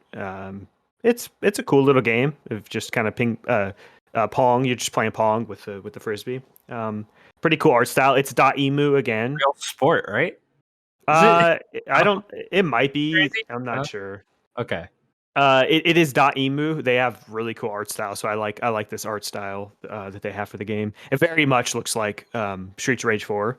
I still think Streets of Rage 4 probably looks better than this game, but yeah, it looks cool. It's very difficult, even like the AI. Like, maybe it's just I'm not played a ton of these games, so just not used to it. But yeah, it's a cool little game. It's on Game Pass, so I checked it out. Daniel's like, I've been playing a shit ton of frisbee golf. No, it's more Pong. Play frisbee always golf? makes me think of like those old golf, Grand Theft Auto radio adverts for Ultimate Disc in the Dark. But that's all I've really been playing. All right, cool. well. We didn't pick up Extraction. None of us try that. I got in the menu and I was like, I'm not feeling this. That is exactly what I did. This is exactly. I downloaded it. I didn't got press start. It was like, exactly what I did. I like the look of it during E3, watching all the coverage, but the more I've seen of it, the more I've begun to go, Me too. maybe not. If I had a crew to play with, I'd play it, but I don't really. That'd be it. Zenbloke, we'll just move on to you then. What have you been playing, bud? I've been vacillating between Riders Republic and Plague Tale Innocence. Riders Republic is just good for muck about. Play it with my mate Dave, who's also another tuber. It's like it's just it's just fun. You just have a bit of laugh. Sometimes the physics get a bit janky, but it's all for shits and giggles, really. I've been waiting for like a good sale on that one or something because I really want to check that out. I mean, I got it for like 27 quid. It was on the holiday. I was like, it was on some of these holiday sales. Oh, was it? Yeah. Maybe I should have picked it up. Yeah, because I am into extreme sports games, and that one. We were very excited. I'd come from Steep. I loved Steep up. I bought all the DLC packs and stuff. I had a big time Steep. I loved it. So I slotted into Riders Republic quite happily. I wish there would be a wee bit more character customization. Sure. And I do think that like all the money transactions can just get in the bin. Is there a lot? Yeah, there's a lot of costumes that like some costumes you can buy with the grind, and some costumes you can buy with the grind and the cash. You can only buy with cash. Obviously, it's money you put in the game, and then they turn it into currency. But I'm sorry, I don't do shark cards. I don't do that. All that stuff. Good on you. Get off. But as far as it goes with Plague Tale Innocence, I've kind of not been playing that as much recently because I've gotten stuck on this one bit. And if anybody out there's playing Plague Tale or played it, then you know where I'm stuck. And if you're on PlayStation and you want to like maybe roll me for a couple of seconds to get me past that level. What level? What level? To God, if I have to follow that cart one more time and get knackered by soldiers in that little bit of alley, I will, honest to God, I will kill people. I remember following the cart. I can't remember it now. Like, what are your overall impressions of the video? I want to talk about how you feel about this game. Which game, sorry? Plague's Tale. Yeah. Plague's Tale. I really, honestly love it a lot. As someone that has rats, it's like the rats, and they actually like rats. Rat move actually. Rats move and how they act. I mean, obviously they do things like. Zen, you're cutting in and out. Zen, you're cutting in and out a bit. Am I? Try again. I think it's Discord because Discord sometimes it will. Yeah. Discord's been having a rough week. Yeah, we're lucky about yesterday. But yeah, I mean, the story's really well put together. The laddie's a bit annoying, but what's her name? Amicia. I really like the way she's a character. And the way her character develops story. It's like proper character development. And I really, really enjoyed the game. And if I could just get past that one level so that I could finish it, I'd be very happy because I want to know how it all ends up. Oh, it ramps up so much as well. It's phenomenal. The game's phenomenal. The game is incredible. Mm-hmm. Like it for what it is, like to go so like under the radar. I mean, don't get me wrong, Xbox has put a massive rocket up its arse, hasn't it? Let's all face it. Like, but I don't know. The game just hit different. Like, I don't know. You put kids in. You put like kids and siblings in games, and like you have one as the adult or the father figure or the mother figure, and then you put the young kid in. Like that's how God of War got me. It was just like listening to that struggle between like trying to look after kids, and then you put them in this like this fucked up world. I don't know. The game is just incredible. Like I mean the environments alone. I mean. The level of detail in the design of the world, it draws you in. I mean, that whole idea of it being like, 14th century France is, you believe you're there. You really do. It's so well constructed. Yeah. It sounds weird to say, but like, you can smell it. Mm. I don't want to. But I know you don't want to. It's almost, it goes back to... Exactly. dirt. It goes back to gross. like the Resident Evil 7 scene, like when you wake up with that family around you, you can just smell it. Like you could smell how bad it is. And if you can visually like sense the smell of something that you're playing, they're doing a good job. Connor, have you ever smelled like a wet dog before? Right, that matted fur smell, that like gross. Like imagine that with just thousands of rats everywhere, and like ramp that smell up. That's what it's gonna. That's what especially if it's like an old English sheepdog. Yeah, we're just rotting, like fleshy, matted fur and blood and blah. It just gross. It's actually interesting because as someone that owns rats, rats are very clean. That's it. Yes, well, yeah. They didn't cause the plague. They just carried the disease around. Yeah. Yes. I just want to know. The original plague, it wasn't even so much the rats themselves; it was the fleas on the rats. Yeah, sure. Science. Anyway, what about yourself there? You've asked us what we've been playing. What have you been playing yourself there, brother? I have been playing Who'd Portal.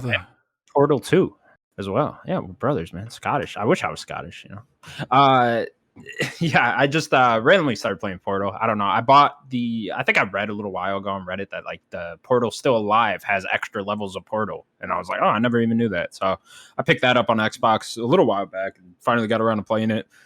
Ended up just starting Portal and I was just like, okay, I'm just going to fuck around with this a little bit. Just end up beating it because that game's just so It's not long, good. yeah. No, it's not long either. So I don't know. I just sat there and played it and I was like, oh shit, I'm at the end, aren't I? And I was like, I beat it. And then I went and I played these extra levels because you don't unlock them until after you beat the game. So I did like 3 or 4 of those. And then in the back of my mind, I was just like, I just want to play Portal 2 now. I want to continue the story again. I want to play through that again because I haven't played through that since it released. And then funny enough, I look back at my achievements on that game. I beat that game in 2 days. So it was like, I spent 2 days with Portal 2, which is one of my favorite games of all time, and I never played it again. So I was like, okay, I'm due for a replay of this game. And yeah, I'm about halfway through it now, and this game is perfect. Where's like halfway? I'm just gonna spoil Portal 2 if you guys. Sure, who cares? Yeah, okay, sure. When GLaDOS gets turned into a potato, I will call that. Yeah, okay, yes, but she's on the gun. Yeah, yeah, she's on the gun. You get her. Yeah, she talks constantly, and I'll call that halfway probably. Okay. But yeah. Can you play the story co-op, or is it a different mode? Oh, the co-op. There are separate co-op levels, but that has its own story to it as well. So like, you do get a story in the co-op mode, which I also haven't played that in years either. But just messing around with that. Still love it. Still a great game. Such a great story. The puzzles are amazing in this game. I think they do a really good job of making the puzzles they're difficult, but they're not too difficult. I feel like everyone can figure out Portal. I think it's like at that level. It's not like the Witness level hard with its puzzles. I think they definitely. I see your face, man. Yeah, you know that pain. they definitely. Go play the Witness. There's a wall you hit with that game where it's just you hit it hard. What the fuck? And it's so disappointing with that game too. Like, I really enjoyed that game when I played it, but when you hit that wall, it's just like, oh my god! And then there's so many one I need to play. It's like, yeah, go play it, Danny. You would actually really like that game, but it's just there is a wall that like of difficulty in that game that's just so hard to overcome. And if you can, you're a genius. But yeah, Portal, man. Do you like? How's the goo parts? Are you at the goo parts yet? Yeah, I'm messing around with that. I like that stuff too. I mean, it changes it up, which is nice. That's the best part about it. I don't know if they're certainly not the best parts. Like the straight up just Portal puzzles are definitely better. Yeah. But it's so fun when you combine the different goos, like the speed one and the bouncy one, and then you combine that with the portals and stuff. When it gets really complex in those later levels like that, that's some of the best parts of Portal. So those are really fun. And then obviously just the characters, man. The characters and story of this Dave game. Johnson, come on. Oh, he's great. Dave Johnson. You know what I forgot is J.K. Simmons in this game. That's Cave Johnson. Yeah, Cave Johnson. Yeah. Is that what you said? Okay. Yeah. Anyways, he's so funny in this game. He is hilarious. I heard the voice and I was like, is that J.K. Simmons? Because I completely forgot that he was even in this. And it's like, oh yeah, it is. Fuck, man. He's awesome in this. Yeah. Wheatley's great. I love Wheatley. And he's a great character. GLaDOS, obviously. Always. Yeah. Highlights of this. Yeah. And Portal 1. I love all the connections too to Half-Life and stuff like that in these games. It's so fun. When you dig deep into like theories and go on YouTube videos and stuff like that, it's all that stuff is fun. I wish Valve could. Talking about like Ratman? Is that what you're talking about? Yeah, Ratman. The Borealis ship is also in this, which is the Borealis appears at the end of Half-Life 2 Episode 2. It's like oh, wait a second. Yeah, they talk about it. It's so Aperture Science like lost a ship with a bunch of different technology on it, and that's something that the rebels in Half-Life are looking at to like really help them out. And that popped up at the end of Half-Life 2 Episode 2, and that's like a direct reference to each other. And then you see where that ship was docked in Portal 2, which is a really cool connection. And you end up learning in Portal 2 that ship got teleported to like an ice glacier somewhere in the Arctic. They say that in Half-Life Episode 2. Half-Life. Well, you don't know that it got like teleported there in. Yeah, they just say it's there. Yeah, you can learn that in Portal 2. Half-Life is just one of those special games. I mean, it's another one of those benchmark games. You know that can your PC run it like this? Yeah, especially like those water levels stuff. Yeah. God, I want Valve to continue making these single player games so when, bad. When Valve makes Half-Life games, Alex, it's just like, man, I'm really hoping that Half-Life Alex ends up on the PSVR 2, man. Me too. Speaking, I need a way to play that game. Speaking of Half-Life Alex, I am actually in conversations with Chris to hopefully I can play Alex. Ooh, I'm excited. I'm looking into it. Apparently, we can get it running on. We can get it running on an Oculus One, which he's willing to lend me, and then I can plug it into my computer, which should run it. Will run it, and hopefully I can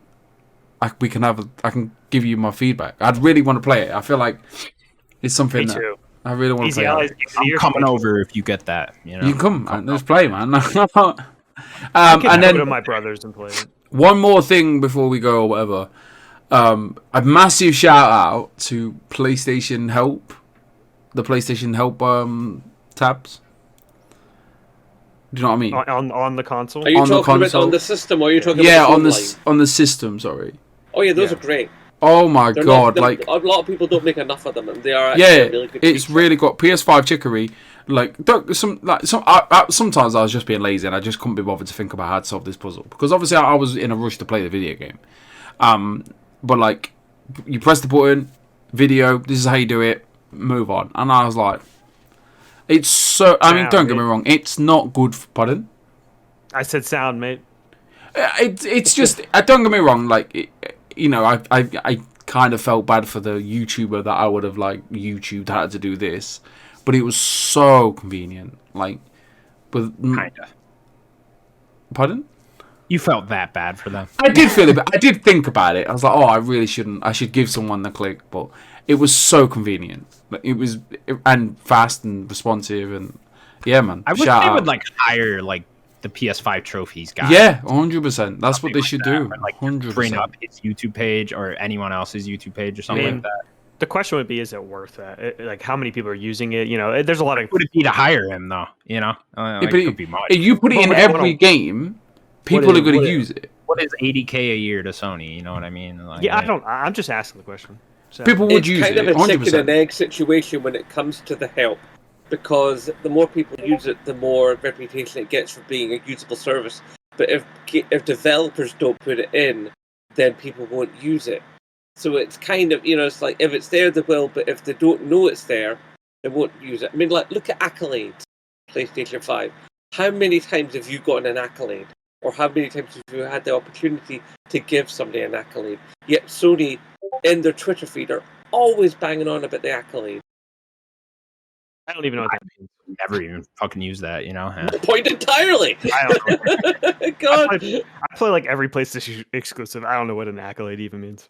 What does that even mean? Basically, it's like a little sort of digital way of going, this guy who's in the same multiplayer lobby as me or whatever, and he was a really good sport, and you can actually give them a little thing that says they were a really good sport in the game, and it shows up on their profile.